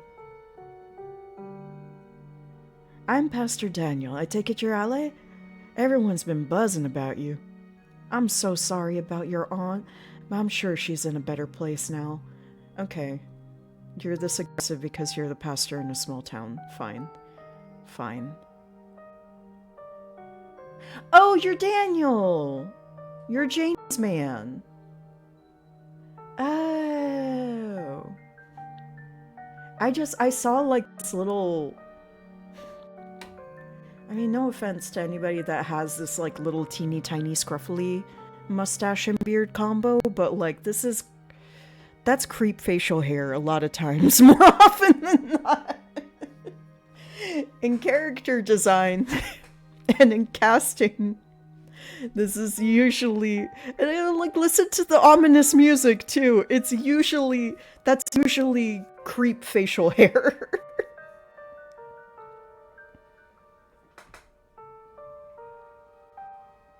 Like, it's gotta have, like, a little bit more filled in on the cheeks, or, like, a little bit more, like, roughness to it, or something like that. But when it's, like, that well manicured into that, like, thin of a thing, it's usually in character design.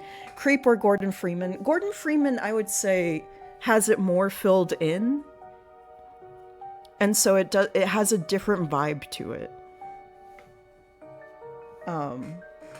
But yeah, it's usually Creep facial hair. And especially, like, the little comb over, too. Like, it's the combo. It's the combo. Usually, this is the face of a Creep. So, I'm sorry, Pastor Daniel. The ominous music and the Creep haircut and facial hair. I'm gonna find out everybody watching has this hairstyle and facial hair. It is! It is, though. I'm not alone in thinking that. This is also, like, a little bit kind of leaning towards that haircut that was really popular with Proud Boys for a bit. And it's just, there's so many conscious design choices that, Rozzy, you're the exception to the rule. You can have this hairstyle. It's okay.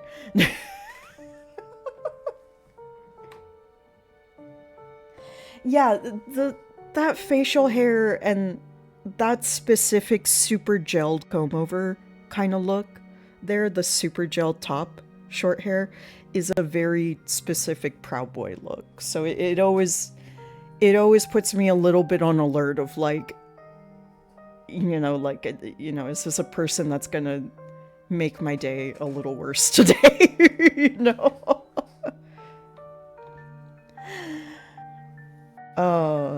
I think so. I think it is. I am being scared of accidentally making anyone feel bad, because I don't want to ever make anyone feel bad. But I think that, and the music. The music is very ominous. I think we're calling something for sure.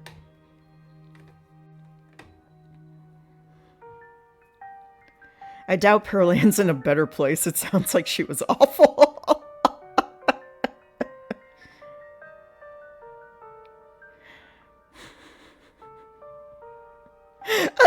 You could just say, "Don't talk to me." Let's not kid ourselves. We both know Pearl Ann's in hell. Oh, I'm sure she wasn't that bad. Most people are good deep down inside. It's best not to speak ill of the dead. We're not talking to you anymore. Back off, preacher man. I ain't buying what you're selling. Ew! Oh, I don't like that face. Oh, I don't like that face. Oh, I'm sorry that I got loud there for a second. It just, it gave me like a visceral... Oh, the artwork in this game is so good, because that gave me like a visceral ick. Oh no. That gave me a visceral, like, oh, don't do that face again. Don't do it. Abby's got hands. Hi, welcome on in, Zephys. What's the creepy man being creepy? We're trying to chase the creepy man away. Welcome on into the cafe. I hope you enjoy your stay. I'm gonna chase the creepy man out of here. Don't worry, I'm not trying to sell you anything. Just thought I'd extend the offer in case you need someone to talk to. No, the church's doors are open if you ever change your mind. Have a blessed day, Ale. Get out of here. Just go. Oof, that face was visceral. Oh, he will kill us in our sleep.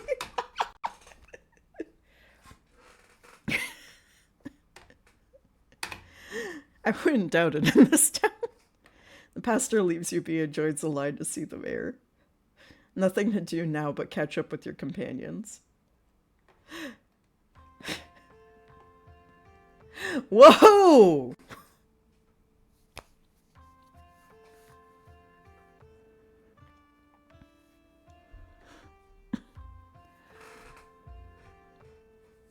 Hold on, I gotta... What are your traits? My traits, My traits are keen eye and street smarts.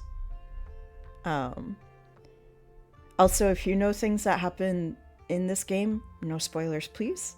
But happy to have you join in for this run. I'm seeing a lot of stuff I haven't seen before, so I'm really excited. And I'm really excited for anyone who joins in. Also, Corvid? I see. Oh, yeah.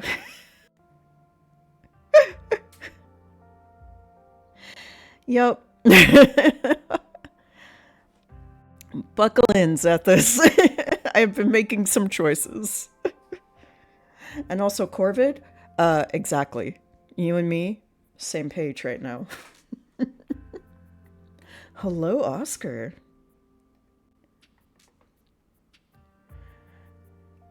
Are you sure we can't just get it over with while the sun is up? I don't know if I can handle getting scared shitless in the dark 2 nights in a row. I wish we could, especially since I'm not particularly excited about going back in there after dark either. But I'm pretty sure it only comes out when the sun goes down. Yeah, there's no way I'm going in until the spirit is at full power.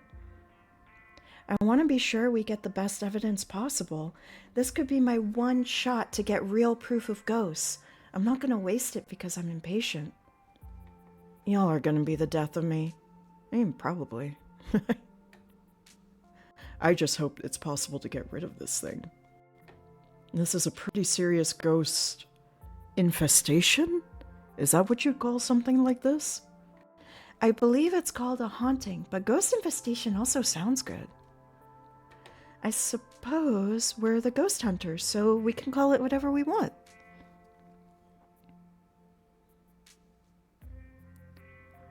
There is romance. Yes, I do.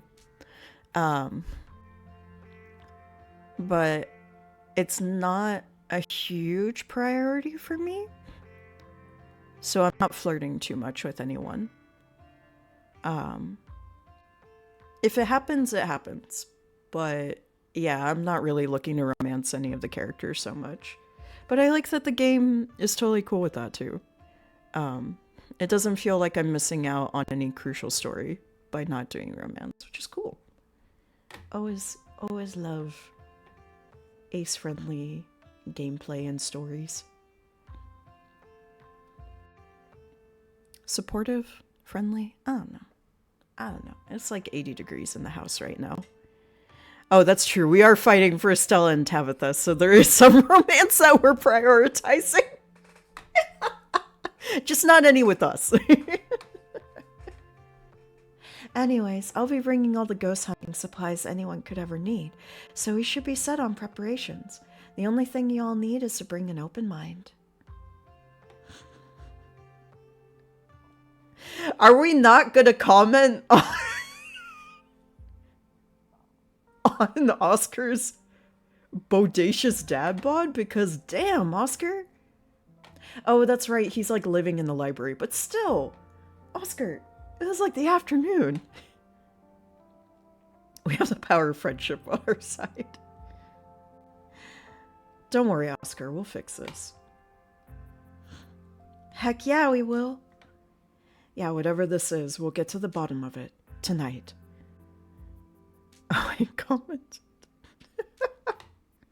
Thanks, guys. I really appreciate it. Well, if we're not doing the hunt now, I guess we should head over to Reese's? Absolutely. Come on, Ollie. Time to go bother our friend. I love you, Stella. I'm gonna get back to it. See you all tonight. Come back. Baby, come back.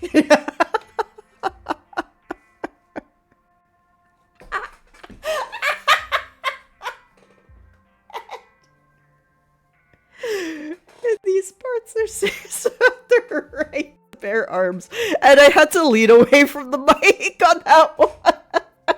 That was really good. Stream is not complete without an Ed pun. Oh, I've invited Tabitha to come ghost hunting. One of you is happy, one of you is pissed. You invited her, even after last night? I mean, if anything, I thought she was actually pretty helpful. I mean, I guess. Good call, Ollie. I can't wait to hang out with her more. And kiss her? Kanika sucks. Alright, it happened. Let's not get into it. Again. If we're lucky, she'll be too busy at the mines to even show. Kanika. Kanika. You gotta work with me on this. We gotta get Stella and her together. Aw, don't say that, Neeks. If we're lucky, she will show and the two of you will finally get along. I don't want to talk about Pastor Daniel. Fuck that guy. Let's go to Reese's. Alright, shall we head out? The three of you leave the library for an early dinner at Reese's.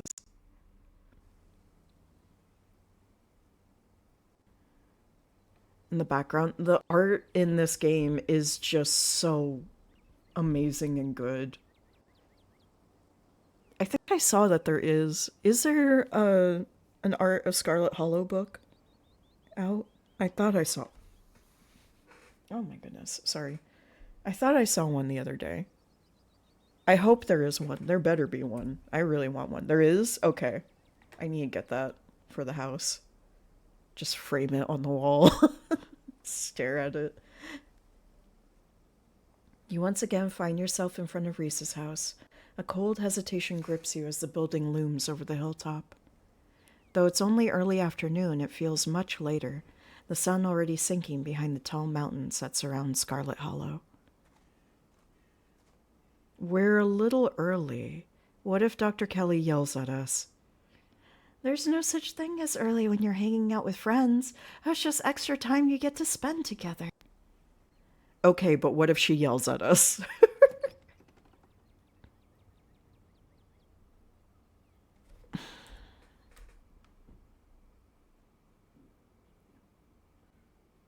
You guys?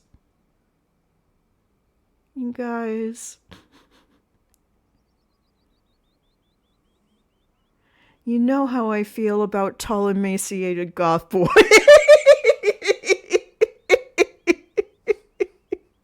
Is that Slender? Oh my god, Corvid. Corvid, you would be delighted to know.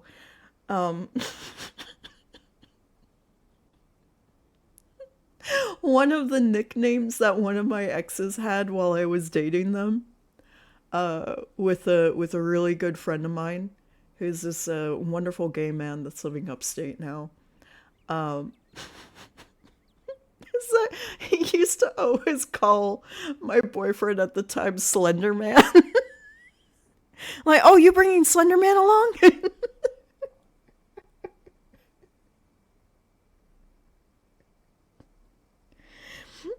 He's just like, sometimes I just wonder about the height difference between you and Slender Man. I'm like, Seth.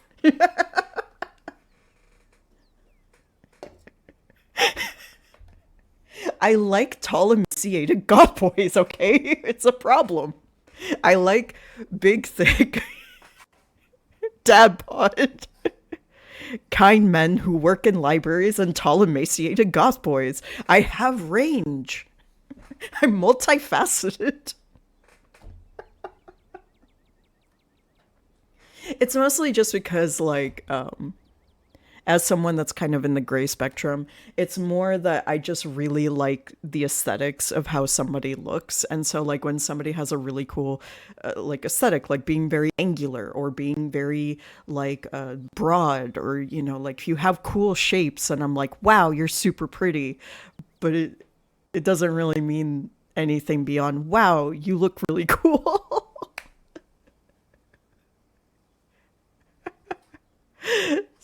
So I have, but it's very funny to go like, I'm multifaceted. I like big burly librarians and tall emaciated goth boys. He is very cute though. He looks like I could snap him in half, but he's very cute. It's too late, the door swings open. Hey, Reese. Oh my god, dude, it's been ages. You must be Ale, right? I heard a lot about you. Stella's been relentless about making sure I got all the Ale updates. Are they here already? I knew you'd show up early, Stella, and don't say it was to help me cook. But I make an excellent sous chef. Let's just get this over with. I mean, Mom is hot too, so I just... I love how you word your attraction spectrum. Thank you. Ad break. Oh my gosh, the Joe Cat song. Yeah, I got reminded about that today on my timeline. I tried to just look at social stuff like only 2 or 3 times a day now for just a few minutes. Basically to avoid doom scrolling. I'm just gonna yap during the ad break real quick because I have tons and tons of, I have like literally hundreds of artists I follow, so that the hope is when I do just like a quick look at socials, I can see updates from friends really quick and cool art. And that's the hope. And not doom scroll and then just like pop right off immediately. She's thinking rather date the bulb. I need to hydrate. My voice is not with it today. I don't know. I say this and then y'all are probably like, you sound fine. And I'm just like, no, I'm just hypercritical of my ability to use my voice at all times. This is why I like doing like narration stuff and VA stuff. Because I am hyper fixated on the voice as an instrument. And it's a fascination of mine. And it's a fascination of mine to try to hone mine to be decent.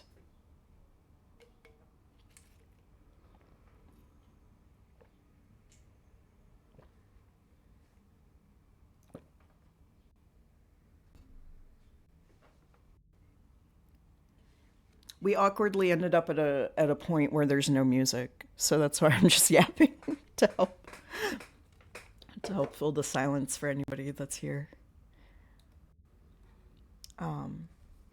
But yeah, we'll get back to it in a minute. Reese is cute. Reese's very much looks like how many of my exes? 2? Reese looks like 2 of my exes. I have a wide range of exes. It's weird because like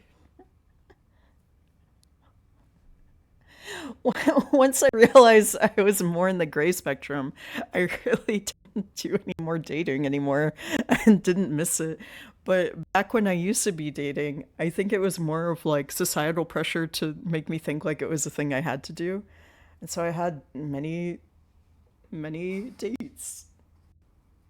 And it is just funny to sound like Sailor Jupiter now. Of like, oh, they look like one of my exes. Little did I know that I would grow up to be like Sailor Jupiter in that regard.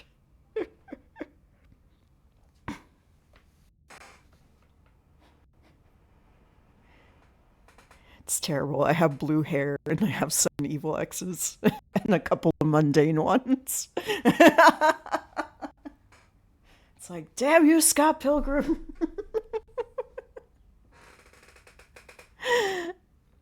This is why I can't own a handbag that has a flower on it ever. Okay, we're back. Let's get back to the interesting story, which is Scarlet Hollow. I told you all I'm in a silly mood today. The house feels cold. Not only is there an odd chill in the air, but the building itself feels too sterile, uncomfortably tidy to the point where you're nervous to touch anything.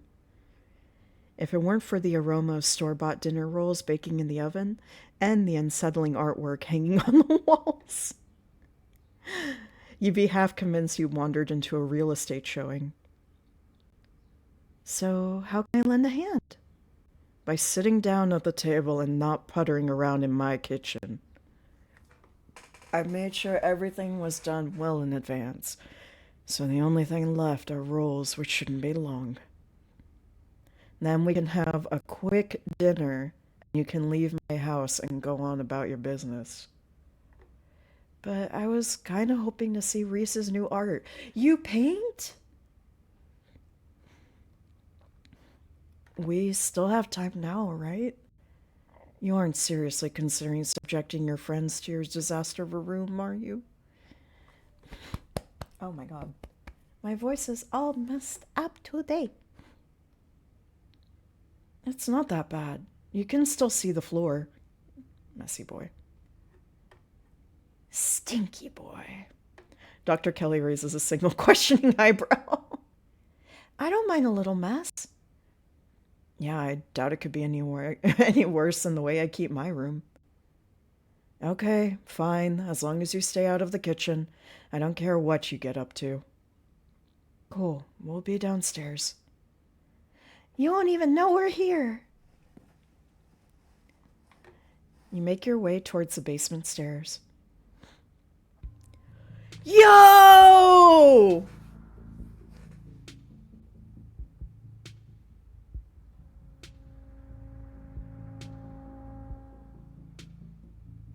This art is sick. This art rules. Oh my god. Oh my god. Also, this isn't that messy, honestly. Like, cluttered, sure, but like, not really that messy. Oh my god.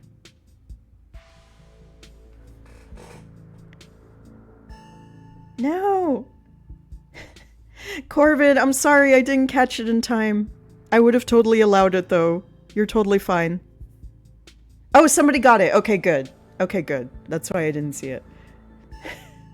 Yeah, monster fucker is allowed here. That's a monster fucker. Yeah. Oh, man. Okay, I just said I didn't want to romance anyone. This is kind of a cool person.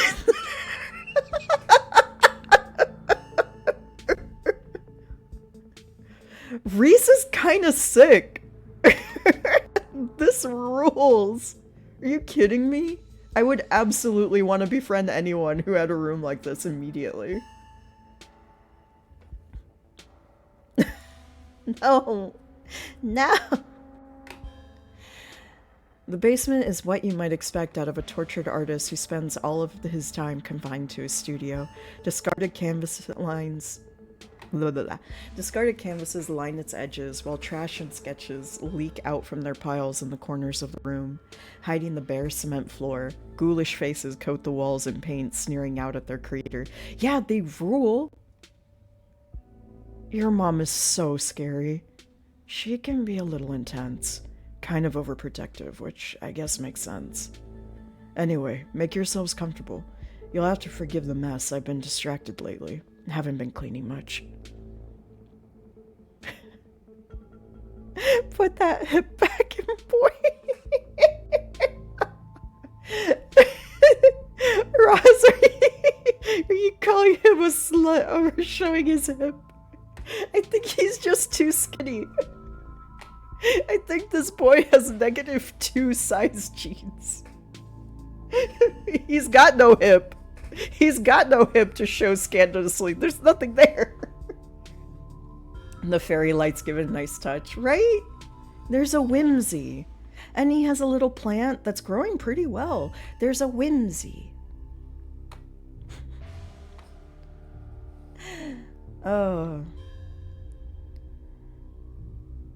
Do you need us to sneak you out of here? This place feels like a prison. Like, it's a very well-decorated one, but yeah, you're being kept in a cement basement.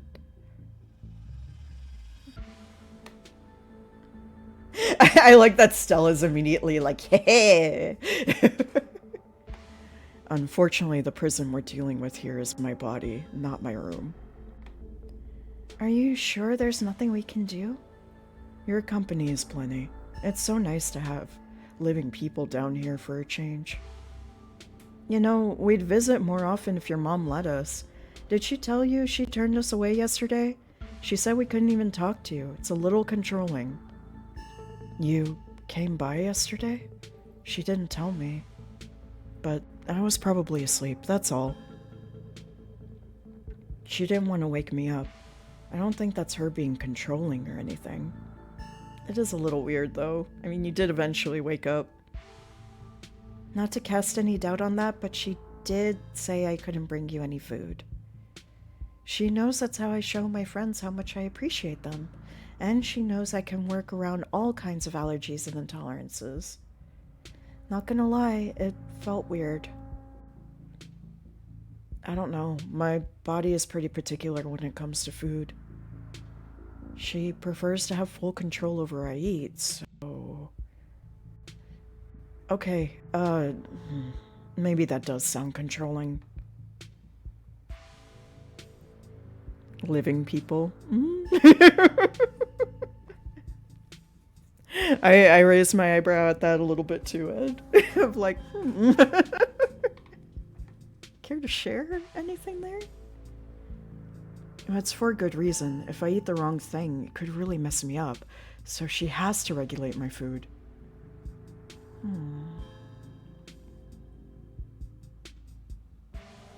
Your art. I want to talk about your art immediately. Your art? Slap these bad boys on a mug, you can make $1 or $2 off? No! It's grotesque, it's so emo, there sure is a lot of it. It's exquisite. I love it. I would want it on my walls immediately. Are you kidding me? It's exquisite. Thank you, Ale. I don't really make my art for other people, so it's always a nice surprise when it resonates with someone, especially considering how personal these pieces are to me. Having other people look at them sometimes feels like I'm having them look over a raw wound. I get that. You know, I still got that painting I stole from you back in high school. I even took it to college with me. You make good stuff, dude. Oh no, you should get rid of that old thing. It's ancient. Knowing there are people out there who might see something I made in high school is horrifying. I also get that. No way, it's rad, and people compliment it all the time.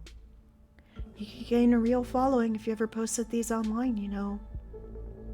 Nah, I think I'm okay sticking to sparsely populated late night live streams.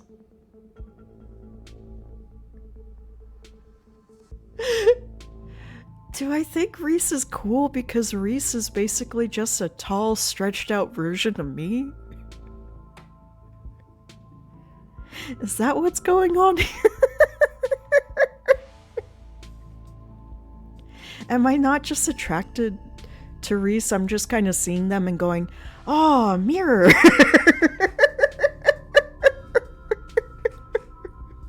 Maybe it's not attraction. Maybe it's just recognition of self.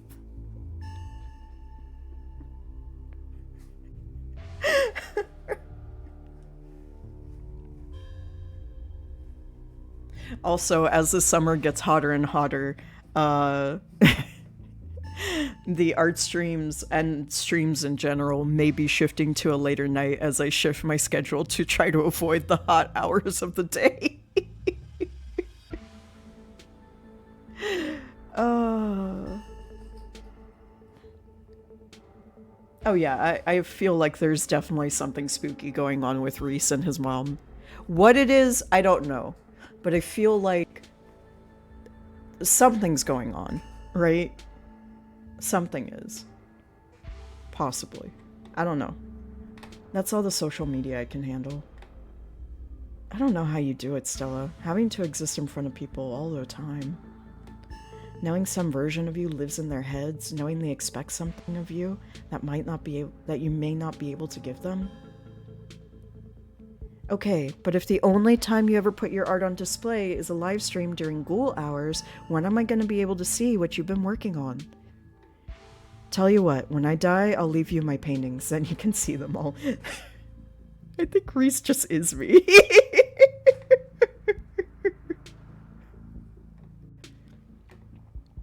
Oh, that's a cute smile. And maybe they'll be worth millions since I'll be dead.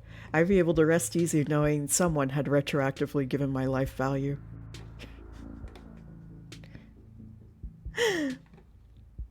So, has Stella told you everything that's happened the past couple of days?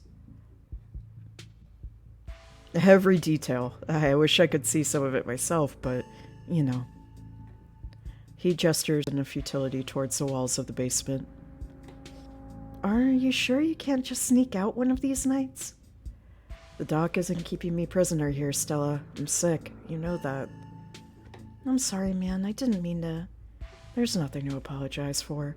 And I appreciate the effort. Really, I do. There's just nothing you can do to rescue.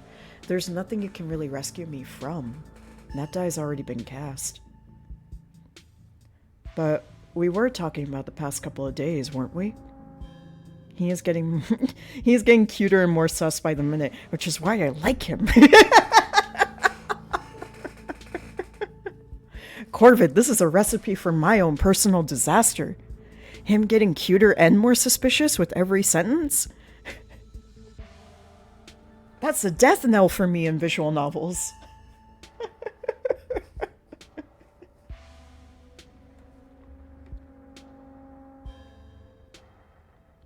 Do you have any thoughts on the ditchlings we're seeing? They kind of look like these guys, but like with less hair. Yeah, they've been coming up to my window at night.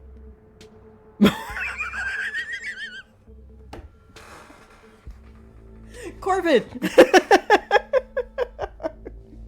Corvid, he's getting more sus! Sorry, just the blankness of like, yeah, they've been coming up to my window.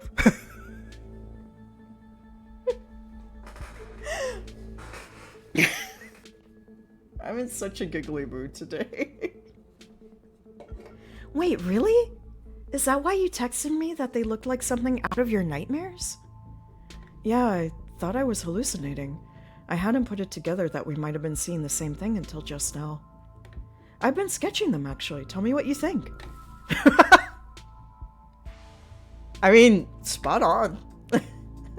He's like, wow, what a horrible hallucination. Time to sketch. I love him. I love him. No, I love him. He pulls out a sketchbook from one of the piles in his room. Okay, that's exactly what I saw on my way home last night.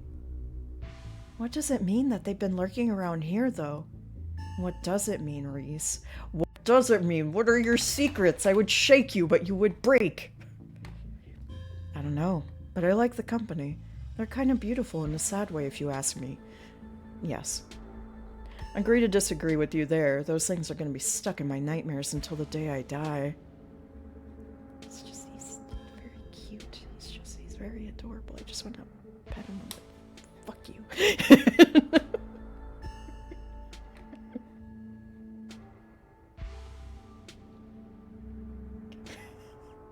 Oh, Pinhead. Oh, I just saw the little guy in the corner. That rules. Oh, that's a good idea. Oh, I could put spooky men's in the corners of my rooms.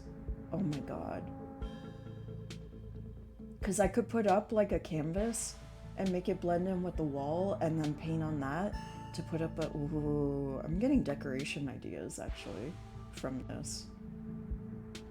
Anyways, focus, focus, focus, focus. I focus, I focus, I focus.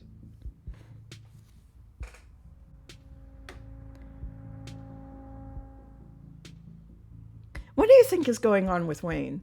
You're a tall, mysterious... You're not really creepy. Actually, of the creepy people that we've met, you're not creepy. You're slightly suspicious, but you're not really creepy. But you are tall and suspicious, so what do you think of the other tall and suspicious man? What do you think's going on with Wayne? Who? You know, that guy who's been following Ollie around, being all ominous? Oh yeah, it's Slasher Creep. I appreciate the classic Jason vibe he has going on. See, okay. If the guy that, like, sees the nightmare creatures is like, oh, they're beautiful, they're friends, calls you a creep, might be a creep. I was kind of thinking that Wayne was kind of cool, but maybe I think I just need to, like, define him as creep. Creep to keep at arm's length. I say Beans, welcome on in.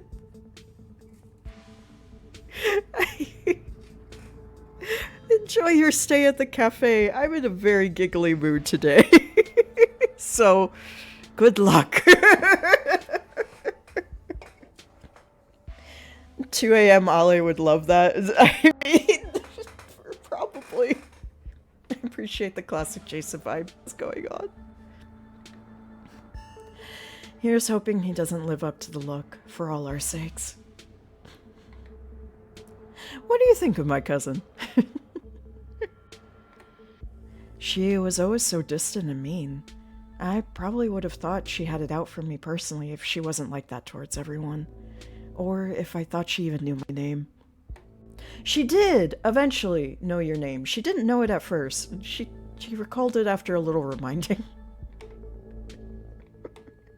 But people change. Maybe she's nicer now. Aww. She's still terrible. God damn. I love the writing so much.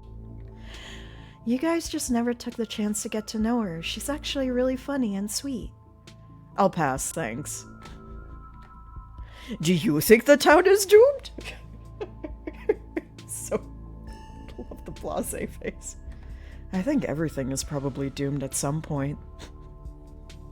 I could just hear the, like, 9 Inch Nails, like, playing. Everything is doomed! Everything is fucked! I guess that's answering a different question. Oh, what traits? For this run, I chose Keen Eye and Street Smarts. And it's been interesting. There's been rare but occasional times where the two tie together, and it's given me juicy information that I never knew before. So I'm like, I don't know, I'm obsessed with this game. No spoilers. Don't worry. I think it's cool. I think Savings is cool. He has such big sad eyes. He does have very big sad eyes. I could get lost in. There's so many cool combos. Oh, right? Oh my gosh, yeah. Savings, take up a chair. You're gonna have a grand old time. Happy to have you. Also, thank you, Corbin. Everybody's saluting now. Do I think the town of Scarlet Hollow is on the brink of collapse? Probably not, but it's not like I have a lot of perspective on what it's like out there. There could be rioting on Main Street, and if Stella or the doc didn't tell me, I just wouldn't know. I would totally tell you if there was a riot. Would Dr. Kelly tell you, though? I mean, yeah, I hope so. But the point I'm trying to make is that other people are my eyes out there. That's quite a movie collection you've got. Any Rex? Let me think. Have you heard of Shi no Chi, Death Blood? I saw that for the first time recently and it blew me away. I'm gonna write that down just in case that's a real movie because that sounds like something I would really like. And I like this fictional boy. Shi no Chi, Death Blood. Is that real? I want that to be real so badly. Excellent example of both Japanese horror and found footage done right. I love both of those things. One of my favorite Japanese horror movies is Norai the Curse. My voice is so bad today. I'm sorry. Norai the Curse. It's Noir. I'm probably not pronouncing that right. Nori? Nori? I don't know. Norai. It's really, really good. It's really creepy, and it's like a found footage documentary style, but I really like the slow pacing of it. It's good stuff. We could even put it on after dinner if you guys are interested. Yes? Damn, I would usually be down for that, but we've got to head over to Oscar's after this. We promised we'd ghost bust his place. He's apparently been dealing with a bad haunting. And I feel like we should really be there for him tonight, considering everything that's happened. He and Rosalina need both our support right now. Could I come back tomorrow and watch the movie with you? I'll take a rain check on that movie, though. Could always ditch. I'll take a rain check. Can I watch it with you another night? Because I gotta... Look, ghost haunting... One, I need to go ghost busting, because that's rules. And two, I gotta hook up my cousin with Stella. So, like, I gotta focus on that, dude. This is a gender bent holiday. I mean, I am non-binary, so this is a very elongated version of me because I feel like Reese is probably at least a foot taller than me and much skinnier. Reese is about as thick as one of my thighs. I'll take a rain check on that movie, though. Yeah, we'll definitely come by for a movie night this week. I'm free tomorrow night. Same goes for Holly. I could have things to do. I have nothing to do. I'm free. I should probably work tomorrow, but I can close up early. Yes! Movie night with Reese. Horror movie. So you three go way back, huh? Gender elongated Holly. If you put me in a taffy pole machine, you get Reese.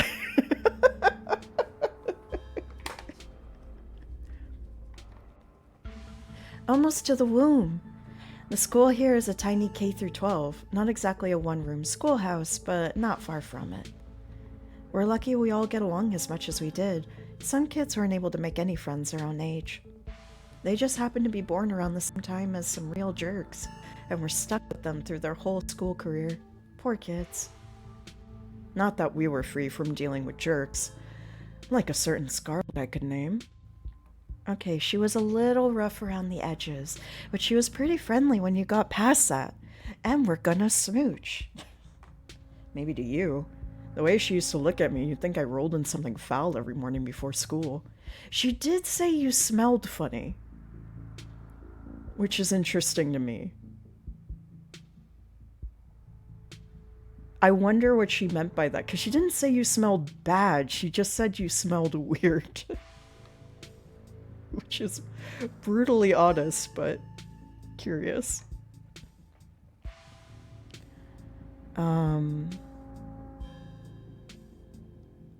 Corvid, that's a great question. So, non-binary for everyone is something different. For me, I don't really feel in sync with either binary gender. So yeah, I don't feel like a man or a woman at all. I will have like very femme or masculine fashions and ways of presenting myself sometimes. I even do have some dysphoria sometimes that makes me want to kind of like lean one way or the other. But like most of the time, it ain't either. It ain't either. I'm just me. And that's why I go by any pronouns. So yeah, I hope that was good explainer. Happy Pride. No. I'm pretty good at summarizing things. So I was like, oh, I got a quick answer to that. So no worries. Same here. Though to be fair, the feeling was more mutual between us. She deserved it, though. My guess is Tabitha could smell the medical things his mom does to him. Yeah, I was kind of wondering if he had certain medicines or something that maybe she could smell. And she was like, it's an unpleasant smell to her. I wonder. I'm not gonna bring up his sickness. He knows it. If you need someone to pose for your paintings this week. I mean, want to come ghost hunting with us tonight? I don't think he will. I think he's stuck. But If you need someone to pose for your paintings this week. I like Stella's unimpressed look.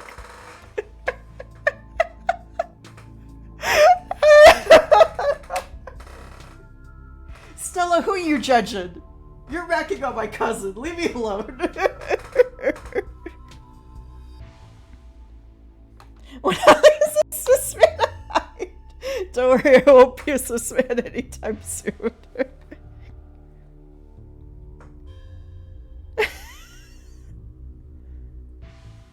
That's so kind of you to offer. If you're okay with hanging out at weird hours, I'd love for you to come by and sit for me! What? Really?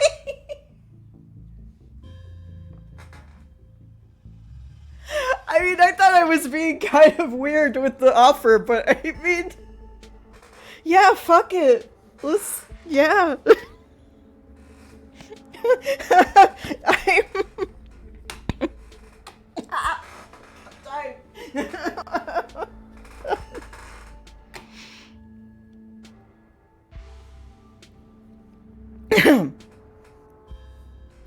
It's platonic! Leave me alone!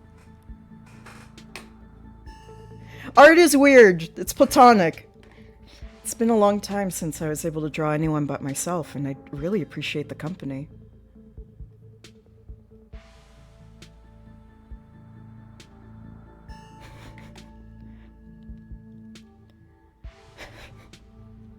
Wanna come ghost hunting with us? Oh wow, do you think you'd be down for that? We'd love to have you.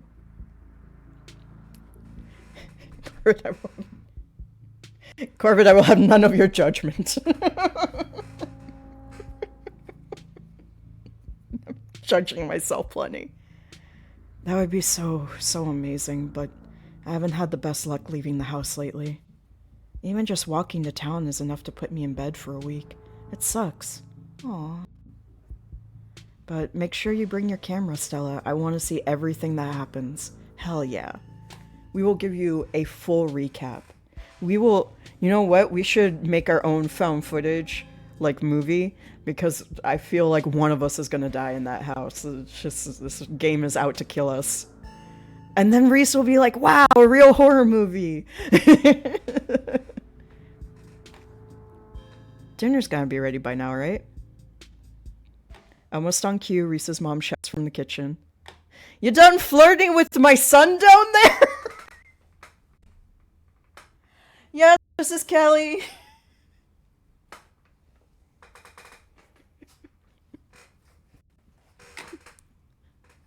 Heard you gonna pose for him in the basement. Underneath my feet. You whore!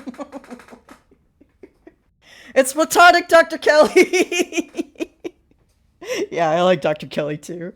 Dr. Kelly's got some weird layers going on, and anytime there's a prickly character in this game, I'm like, I need to investigate you. I need to know more, because you have depth. You have layers, like an onion. I want to read all of them.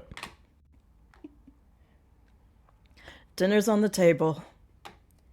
Guess that's it for catching up. I'll catch you up late. Make sure you all wash your hands with soap. I don't want anyone sharing their germs.